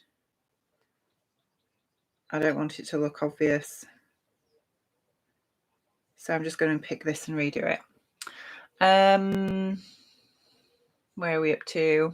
Lauren says she likes the swimming suit pattern. Thank you. Yeah, it looks really nice. I have sewn a grasser pattern before, and they are really good. I mean, the instructions are translated Russian, so obviously it's not an easy translation, but you can, if you've been sewing a while, you can sort of get the gist of it, really. Andy says Sherwood's have 30% off till midnight. Not long left then to take advantage. Who's bothering me says such a cute bathing suit. You and I are both 5'10". Also, patterns are tricky. I like taller drafted ones. Absolutely. And it's always been an issue all my life buying swimming costumes because they are not designed for us tall ladies. Right, that's now unpicked. So, but I really like that, and I want to do just a plain red one. It might look a bit Baywatch-ish, but I fancy a plain red one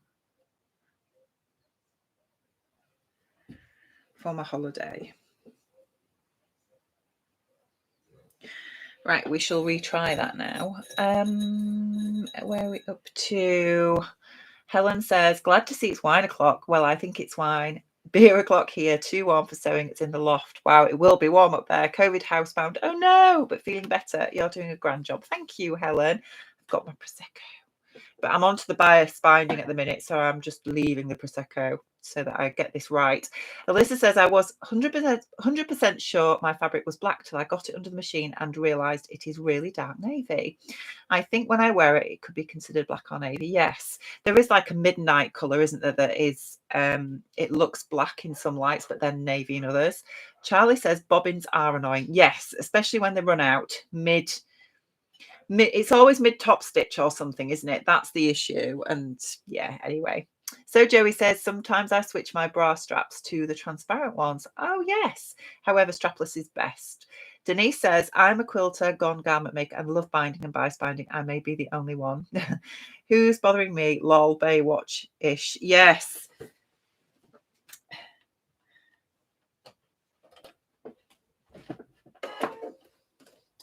Grasser also have a they have a bikini that is similar. It's the same sort of style as that swimming costume. I'll just tilt you down. You can watch me sew again, which I quite like that as well. I'm not sure I've got the confidence to wear a bikini at the moment, though, to be fair. Maybe next year.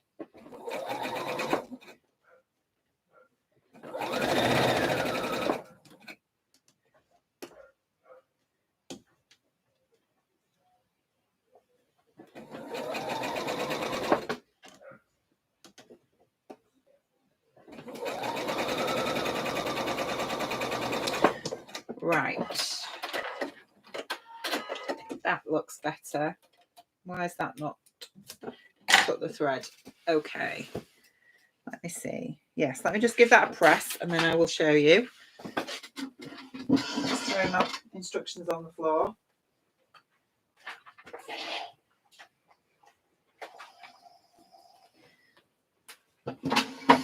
Let's pick those up.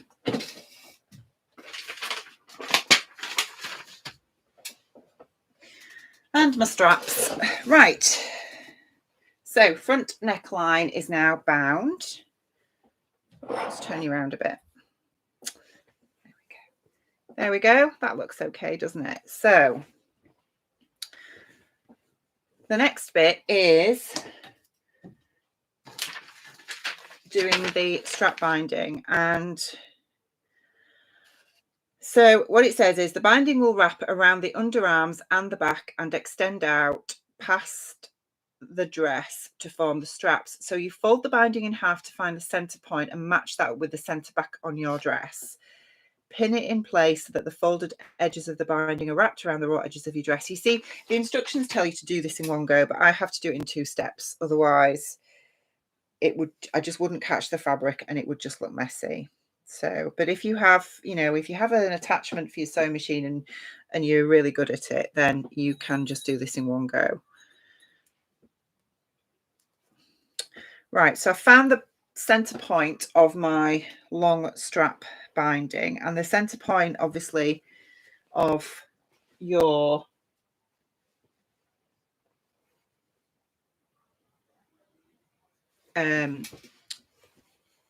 bodice is the back center seam, which is just here. It's just there. So again, we're going to start right side to wrong side of the bodice. So we'll open out the bias tape to do this.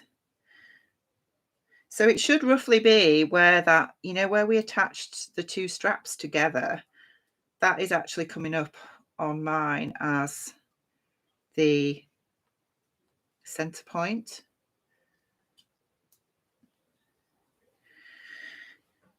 So now this, you will need to pin it all the way around because you need to start at one end of the strap.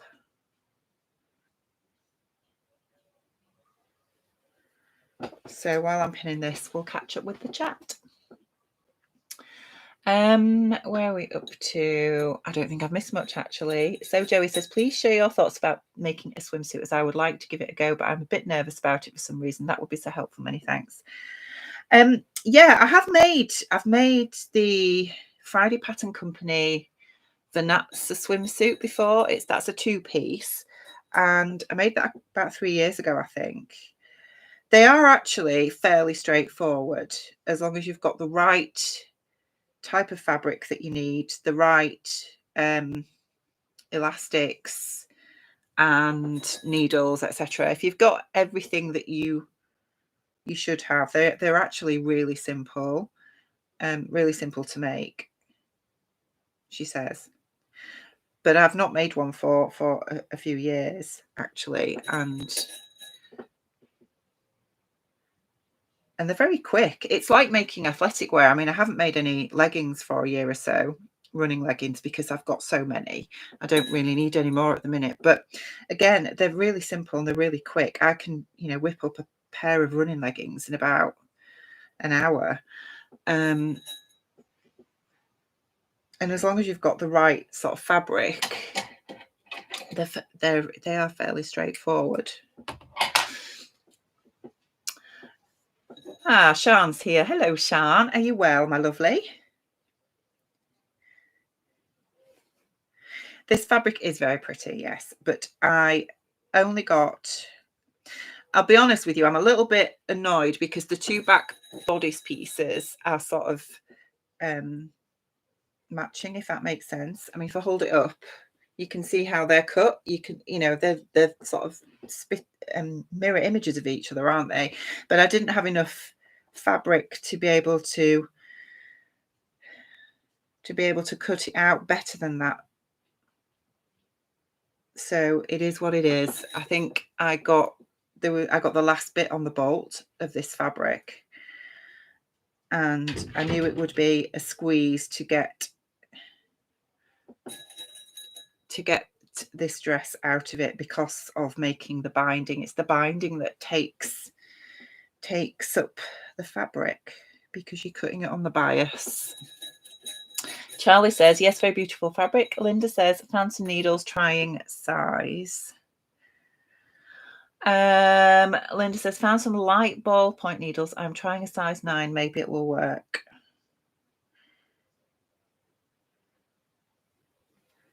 Possibly. I don't think I've tried ballpoint on lycra, to be honest. I just tend to go, because I know that the super stretch needles work, I just tend to stick to those. But I guess you can certainly try it. Let us know feedback and let us know if they do work. Sian says, very well, thank you. How's you? I'm very warm, Sian. I'm struggling in this heat. You know, this is me, who, like you, is always, you know, cold. And then now it's like mega hot and I can't cope. It's too hot. Right, so I have this bias tape now pinned in place all along the rest of the neckline. So we are going to sew that to the wrong side, and then we will turn it over and sew the whole lot in one loop. So I will turn you around and you can watch me sew. So I'm just going to put my normal presser foot back on.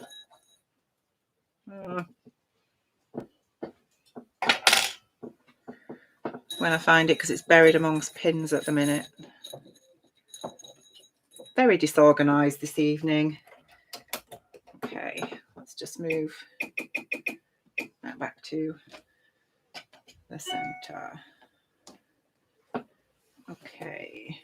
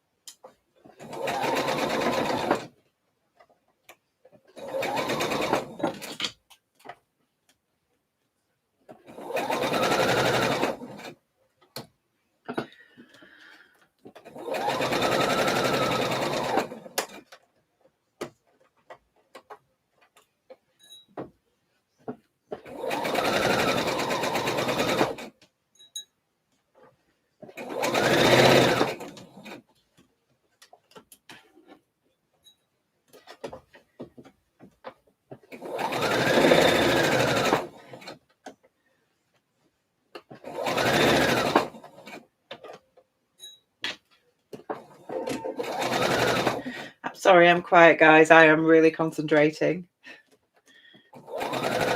Make sure that I don't get any of this fabric puckered.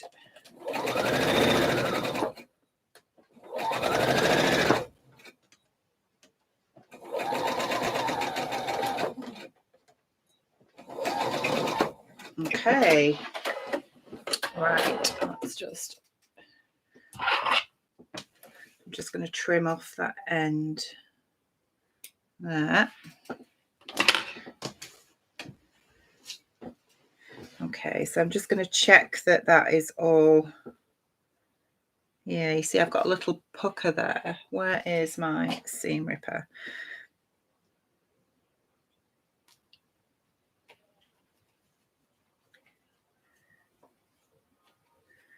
That's it. Okay, right, so we can turn this over now. Okay, where were we up to? Sian says, lol, same here, too hot without aircon and our pool. Yes, what a pool would be nice. Sarah says, hi, Rachel. I've missed most of your so long and I have this pattern. That's okay, Sarah. You can watch it back. It will still stay up on my channel. So, yes, you can watch it whenever you're ready. Sarah says, I love the dress you are wearing, which is the dress we are making. And I do think, I keep looking at this neckline and I think one of these straps needs adjusting because I think it's a little bit longer than the other. Excuse me, my nose is itching. Nimue says, heat will do that to you. Our brains just can't cope. Absolutely. Mine certainly can't. Right, we need to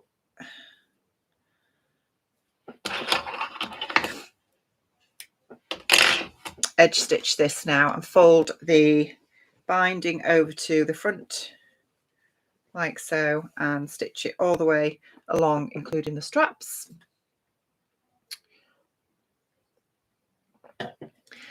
Who's bothering me says, you guys would melt here in most of the US in the summer and on the East Coast and South. Let's just add soul-sucking humidity. Yes. I think the thing is, in the UK, we just don't have we just don't have the infrastructure to cope with it. We don't have air conditioning in most buildings as standard. We don't have pools, and we have a high population density, so everywhere is quite crowded, and it's just we just can't cope with it at all. Nimue says, oh, I just remembered that I'm working in the library without aircon on Monday. Oh no. Nimue says, added motivation to get this floaty summer dress sewn up. Absolutely. Make sure they've got some fans. Who's bothering me says, air conditioning is more of a normal thing here though, and drinks with ice. Yes. So Joey says, thank you, Rachel. Encouraging to know. Sarah Jocker says, thank you, Rachel. Sean says, UK houses aren't built for any kind of heat. They're built to retain as much heat as possible, which is great most of the year. Yes, absolutely. That's the problem. I was only saying to Martin the other day that how nice it would be if we could store some of this heat that we are generating at the minute for the winter, because that's exactly right. Our houses are designed to hold heat. So consequently, it just becomes unbearable, and it, to be honest, we just don't get temperatures like this normally, so it's never normally an issue. Most of our houses, we don't have shutters on the windows or anything like that, so we can't keep the heat out.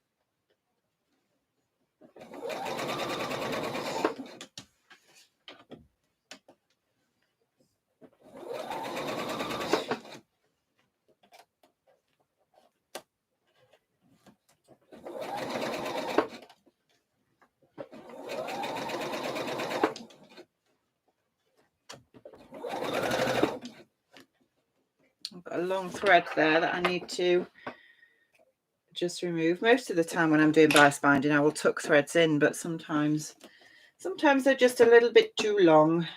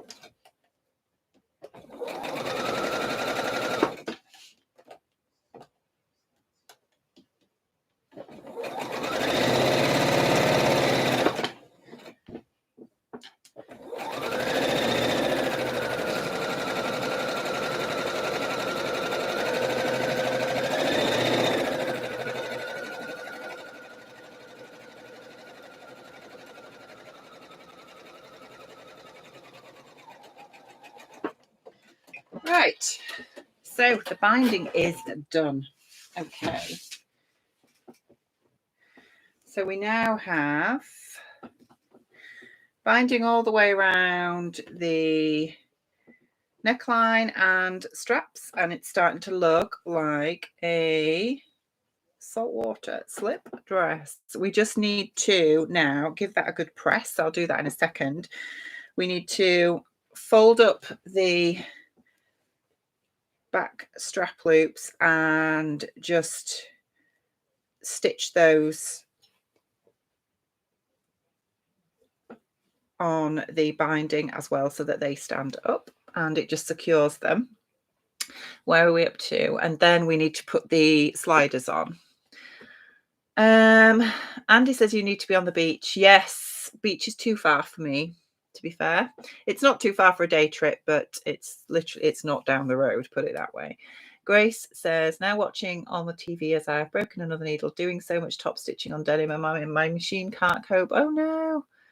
Time I need a new machine. Yes, any reason, any excuse to get a new machine. Anna says, speaking of pulls, I went in mine today. Only a bloke one, but does the job. Yes, absolutely. Grace says, we have our curtains closed all day and it does help. Yeah, you see, we don't do that in the UK, and we should really, because I think it's because, you know, we want to let the light in and let the sun in and everything, and then your whole house ends up baking, doesn't it? Sean says, I miss mum and dad's villa, aircon in every room, marble floors and a pool. It did get above 45 degrees, but it was dry heat. Yes, it makes a big difference, doesn't it? Alison says, so I finished my edges. Woohoo! Sean says, definitely getting a paddling pool for the back garden here, Anna. So needed. You won't have room in your back garden when your dad's done what he's going to do to it, Sean. I don't think there's going to be any grass, is there?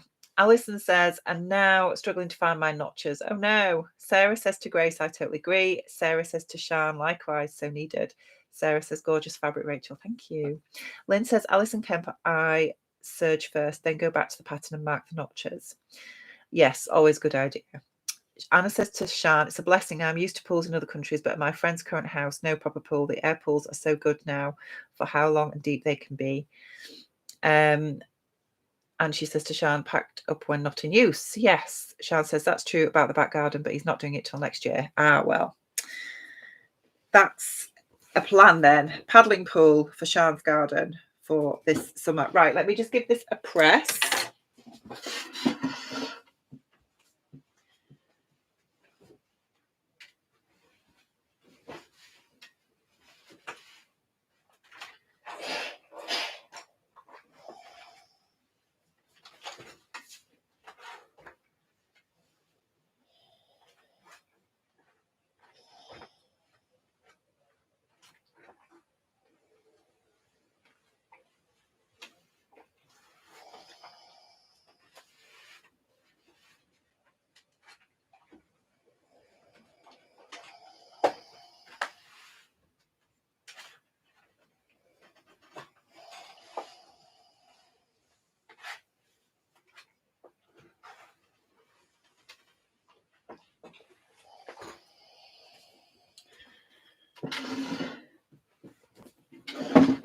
Okie dokes. Right, so we need to just sew across the back loops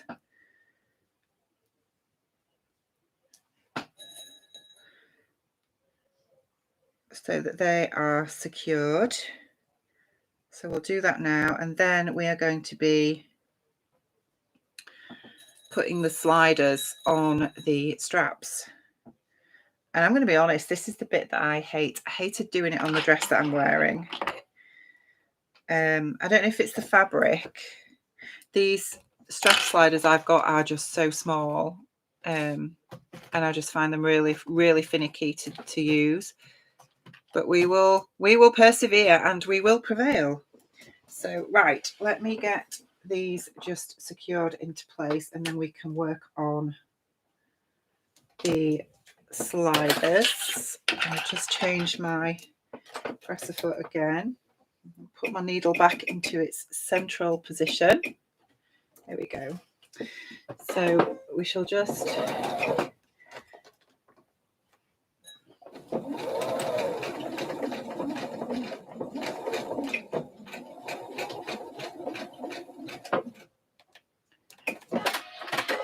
one done. And then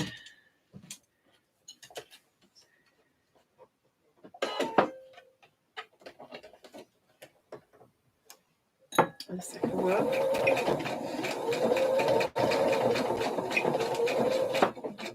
Okay. Right, so that's the back loops now secure. I'm just going to trim some of these loose threads that are annoying.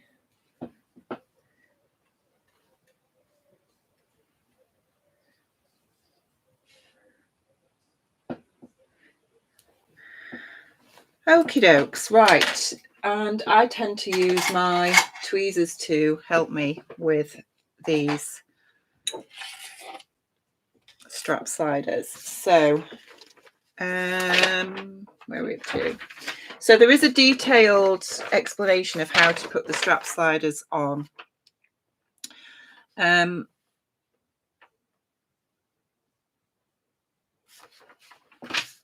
So it's going to be difficult for me to show you exactly how I do it, but I essentially just follow the instructions. The first thing you need to do is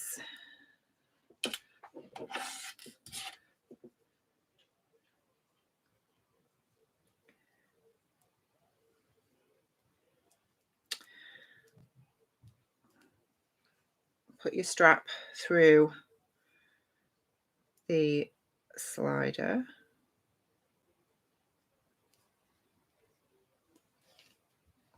Like so. And then you've got to sort of fold it. Then you've got to take it through the ring on the corresponding strap, if that makes sense. And you've got to be really careful you don't get your strap twisted when you do this.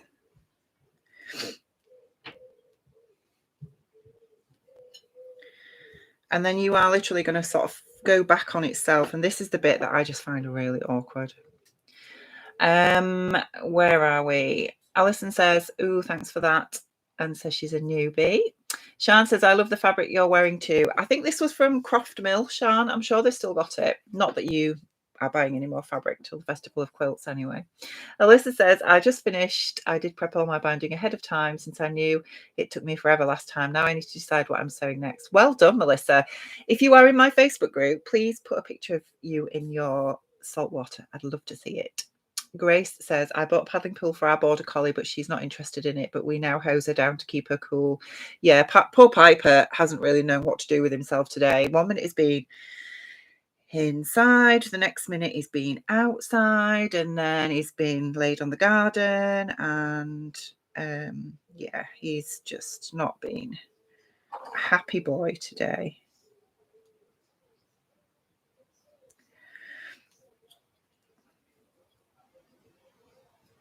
So yeah, I need to use tweezers to do this because it is so finicky.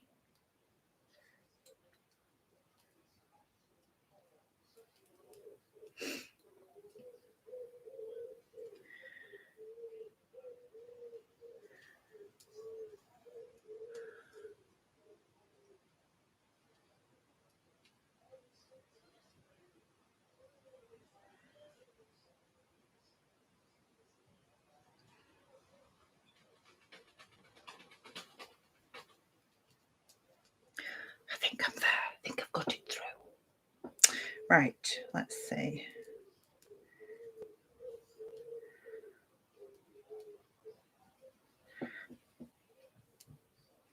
Is that correct? I think it is.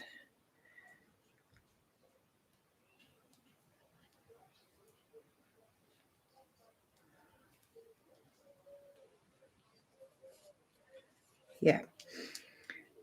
So I've got the strap through, and now I just need to secure it to the loop underneath. So it looks something like that, if that makes sense. You're not going to see this very well, but essentially that is going to be raw edge folded under, and then I'm going to stitch it to the loop strap, if that makes sense. Right, where are we up to? Lorian says, hugs to all, leaving to go to see the movie Mrs. Harris Goes to Paris. Great so long, Rachel. Thank you, Lorian. Nice to see you. Elena says, hello, everybody. Hello, Elena. Sean says, enjoy to Lorianne. Adele says, oh, my goodness, I've just finished mine. Thank you so much, Rachel. You're welcome. Linda says, the needles work beautifully. Yay, they are very fine, much more so than regular ballpoint needles. I have no idea where I got them. Likely from an auction with other sewing goodies. Fantastic, Linda. I'm really glad. What are you making, by the way? Because you said you were sewing with Lycra. Let me just pin this in place, and then I'm going to do the other one.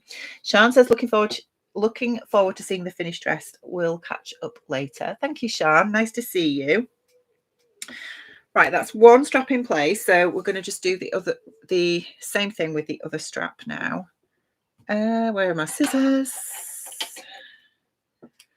Okay, let's find another slider.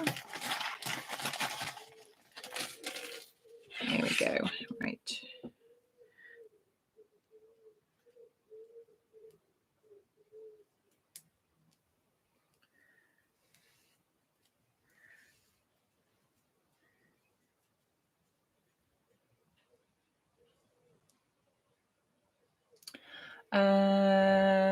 Where are we up to? Lorianne says, thanks, Shan. Talk to you soon.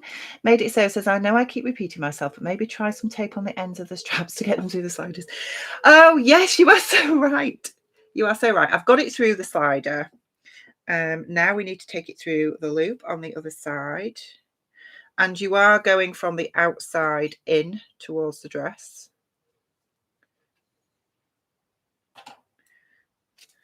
I will definitely try that next time. Suzanne says, I stuck some masking tape on the end of my strap to feed it through. That's a really good idea, and I just don't know why I didn't even think of that instead of making life so difficult for myself.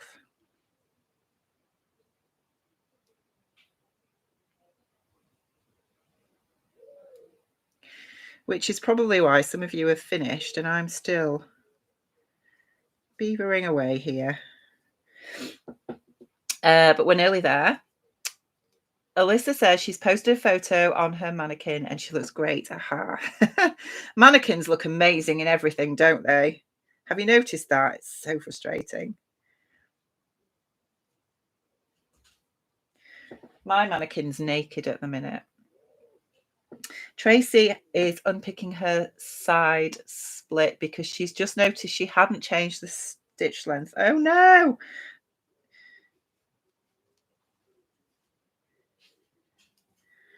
Right. Okay. So second strap is in place. That seems to have gone in better than I expected, to be honest, because last time I was swearing. Let me tell you. Right, let me just check that I've got this right now. I haven't got this strap twisted or I'll be really cross. No, it's not twisted, so that's okay.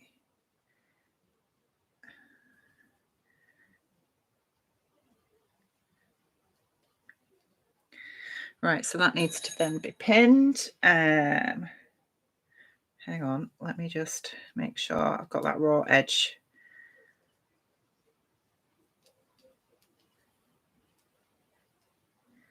No, that doesn't seem right. Hang on. I don't think I've got this right. No, I haven't. Didn't think I had. Folded it the wrong way. Tracy says, unpicking side split. Oh, yeah, we've just read that one. Sorry. Alison says, I'm nowhere near finished, but I haven't really loved my first sew along. Oh, Andy says, I was having a catch up on some of your older vlogs, and now I'm making the grain line maritime shorts, lol. Oh, yes, I haven't made those for a long time. They are very nice shorts, though. Right. Let's try this again. Alison says, I retired yesterday. Congratulations. So good mood, pretty much guaranteed. Oh, yes. Congratulations on your retirement. That's amazing.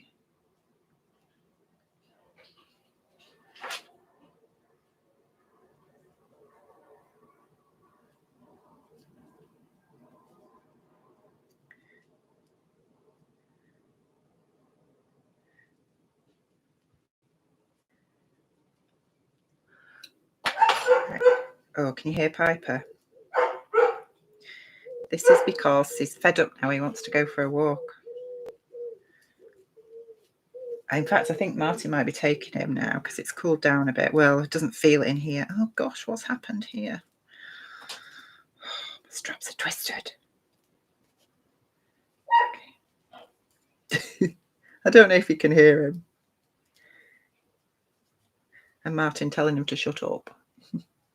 Alison says, oh yes, she's retired. Suzanne says, I finished, but I started at 1 p.m. Something wrong with my bust darts, so going to have to tweak them. Oh no, what's happened, Suzanne? Is there anything we can help with? Michelle says, it's okay, Rachel. I'm still only on the sewing of the binding, just taking my time. You take your time, Michelle. I'm sure they will look fabulous. Julie says, hi from Minnesota, USA. Hello, Julie, and welcome.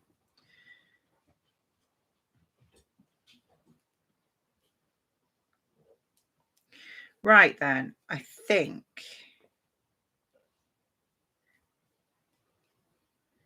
now I need to make sure I get this right.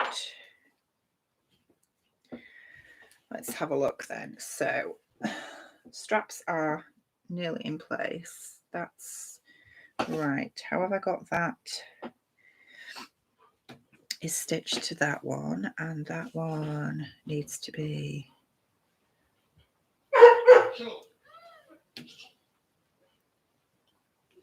poor Piper.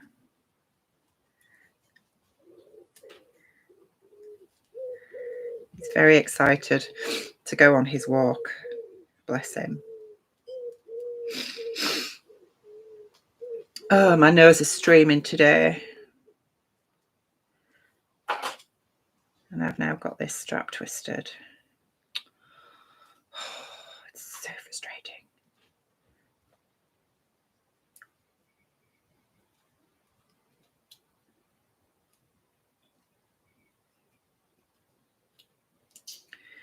Right, let's see.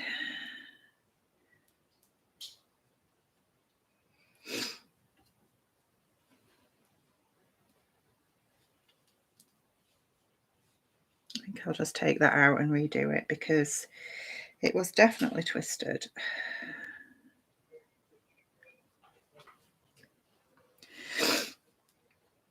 Okay, let's do that again.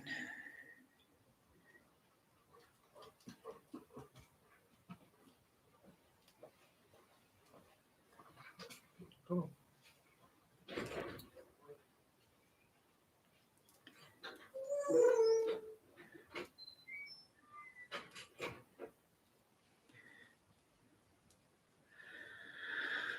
Oh, right, third time lucky. Let's get this strap through.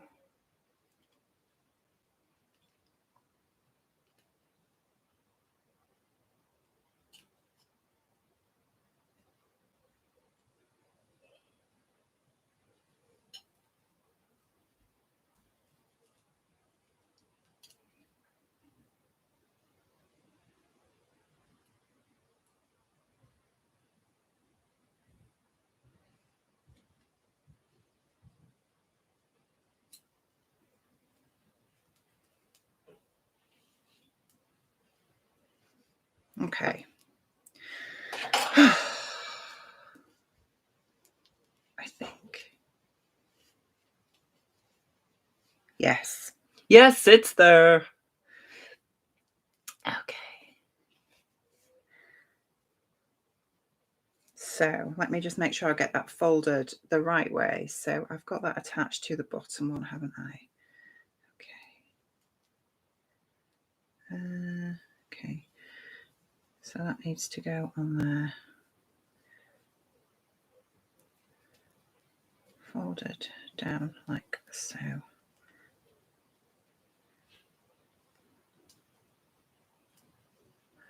And there, I think, is correct.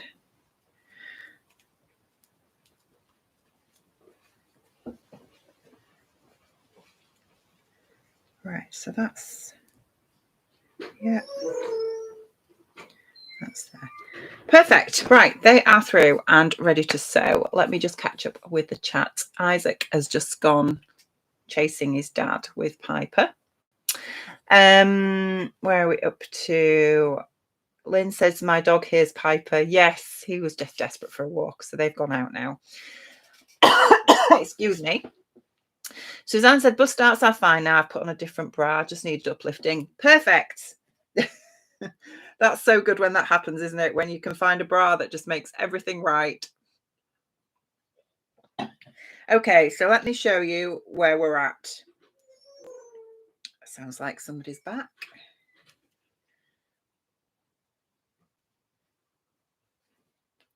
I have. Hello, are you okay?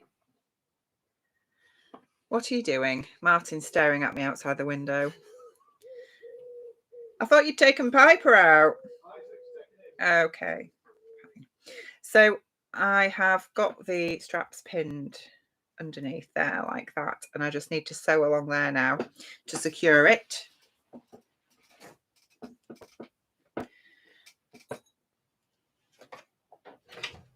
I just say my usual hello everybody. Do you want to say hello to everybody? You'll have to come and say hello while I stay. Hello everybody. I'm supposed to say something interesting while Rachel sews, but I'm going to have a beer instead. Have a nice night. Do you think he's a bit embarrassed because we're live? He's not normally like that, is he? Oh dear me. Right, that's one side done. Everybody's saying hello to Martin.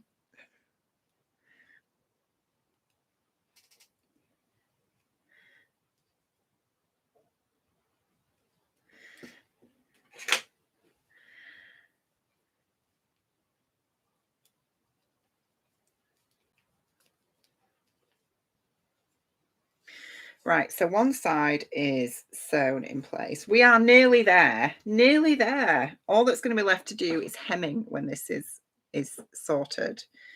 Where's the other strap? Okay. Right, let's get this one in.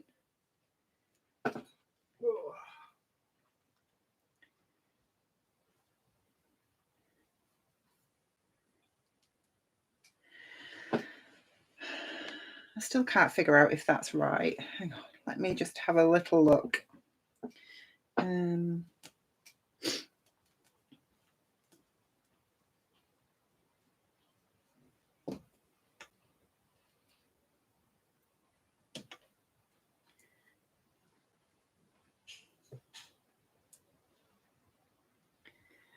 Okay.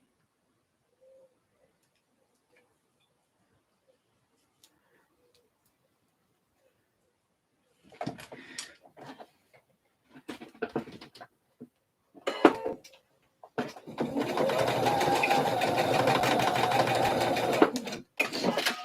praying this is right because I've just stitched over it about 4 times. If it's not, it's going to be a bit of a mare to unpick it. Right.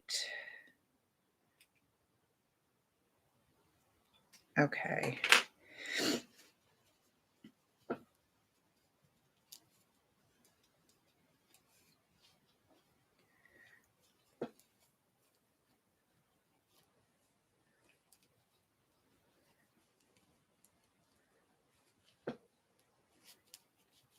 That's it. Okay, yes, it's correct. Right, we have a saltwater with uneven straps. Oh, dear me. Right, what I'm going to do now is...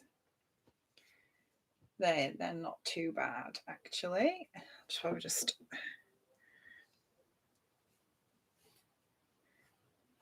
I probably need them longer than that, but okay, it's looking good. Right, what I'm going to do now is, before we hem, which is exciting that we're getting to the hemming stage, I am going to unzip the side splits with my seam ripper. This should be fairly simple to do.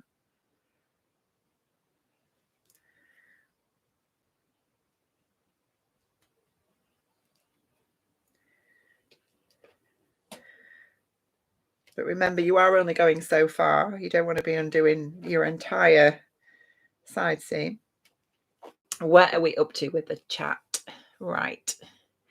Anna says, my cat's ears go up each time they hear Piper. My cat's ears do as well, Anna. Pluto and Piper. Well, Pluto tolerates Piper, shall we say. Piper just wants to play. Pluto doesn't want to play. Pluto wants to be left alone, to be a cat and do cat-like things. Right, that's one side done. Where's the other one? Okay. Julie says pretty fabric. Everyone's saying hello to Martin. Linda says, I'm making a little sports bra to go under my Mia dress. That sounds good. What pattern are you using, Linda?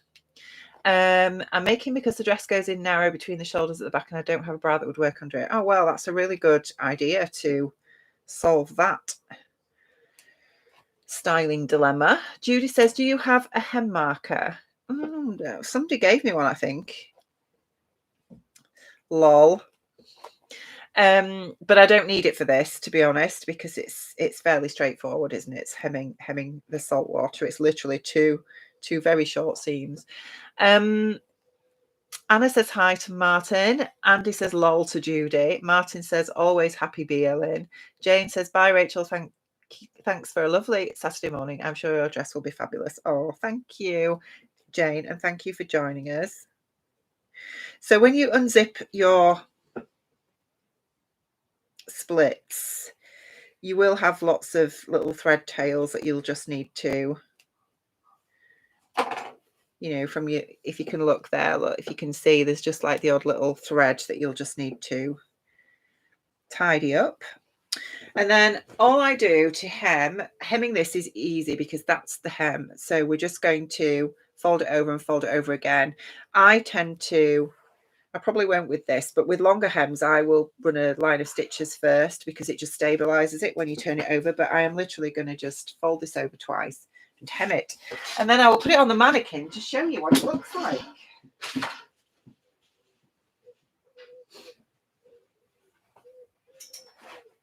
But we shall give it a good press first before we put it on the mannequin.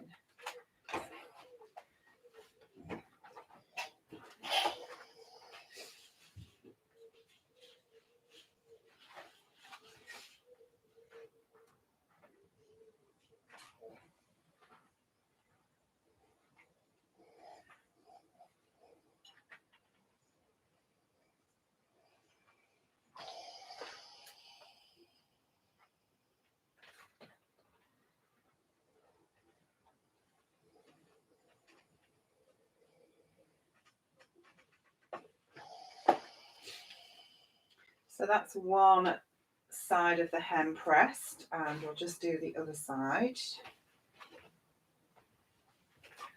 give that a press first.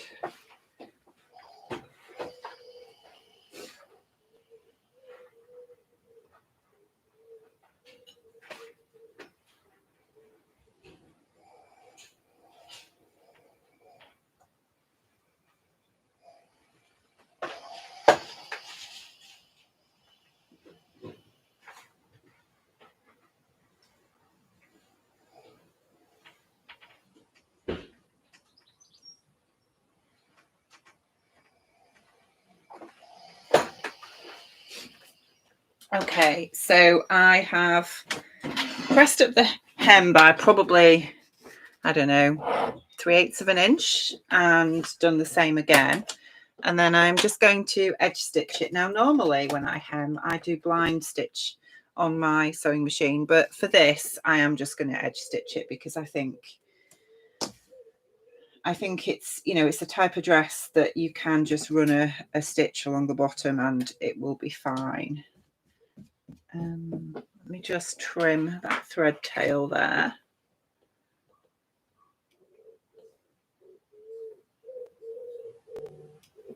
Okay. And I think I will just put a pin in it just to start it off. we go. Right. I'll just move my needle over and I'll just turn you around a little bit. Hopefully you can see. And again, I'm working from the wrong side. And that's okay because my machine is the stitching on the reverse side is just as good as my top stitch. So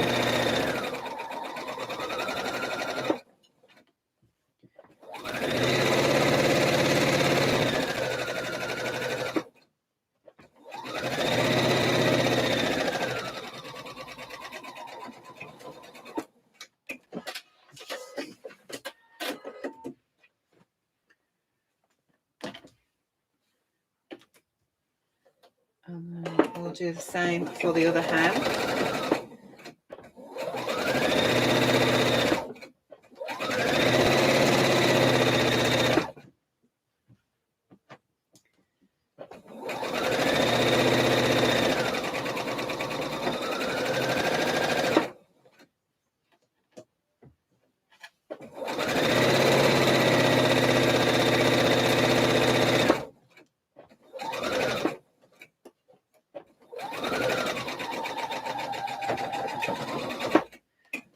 Okay, so we'll just get rid of those little thread tails from there.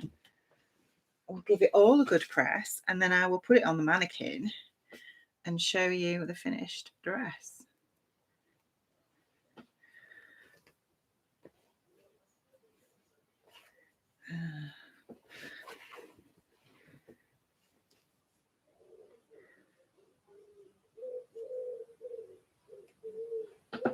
So that's that side. Like I say, there are a few little loose threads just from those basting stitches where the splits were that I will probably go back at some point and tidy up a little bit.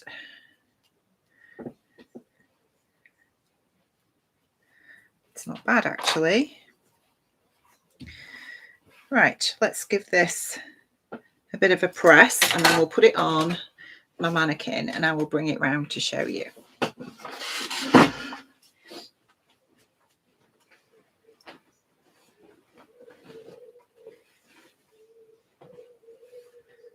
Right.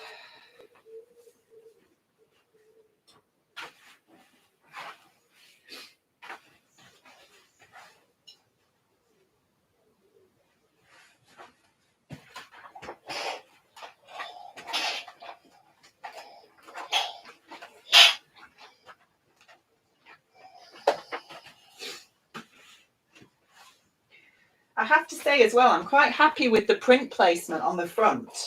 I was a little bit worried cutting this out because these flowers are obviously very large and I was worried that they might end up in the wrong place, shall we say. But actually, looking at it on my ironing board as I'm ironing, I think they're going to be in the right place. As I say, I didn't have a lot of option because of the amount of fabric that I had to play with.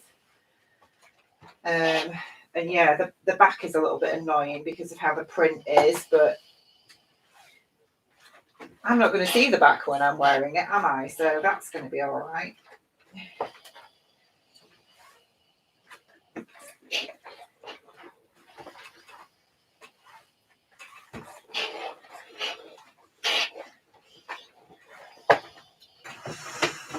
Right, I'm just going to go put this on my mannequin and I will bring it round to show you.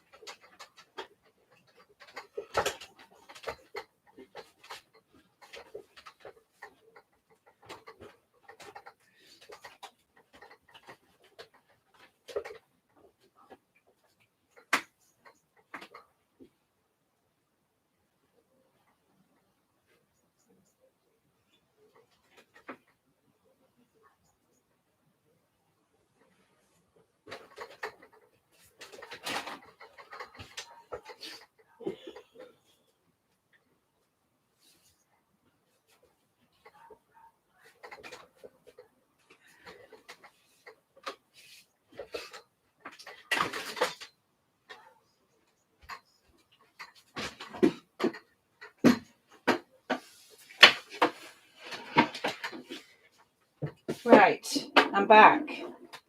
I just had to have a little fight with her because she wasn't playing, but she's dressed. Are you ready? Are you ready to see the saltwater? There we go. How does that look? I haven't sorted the straps out, but I really like it. I think that's pretty nice, to be honest. So it's a little bit tight across here because I haven't got this adjusted right, to be honest, but I am hoping that's going to look rather nice on. So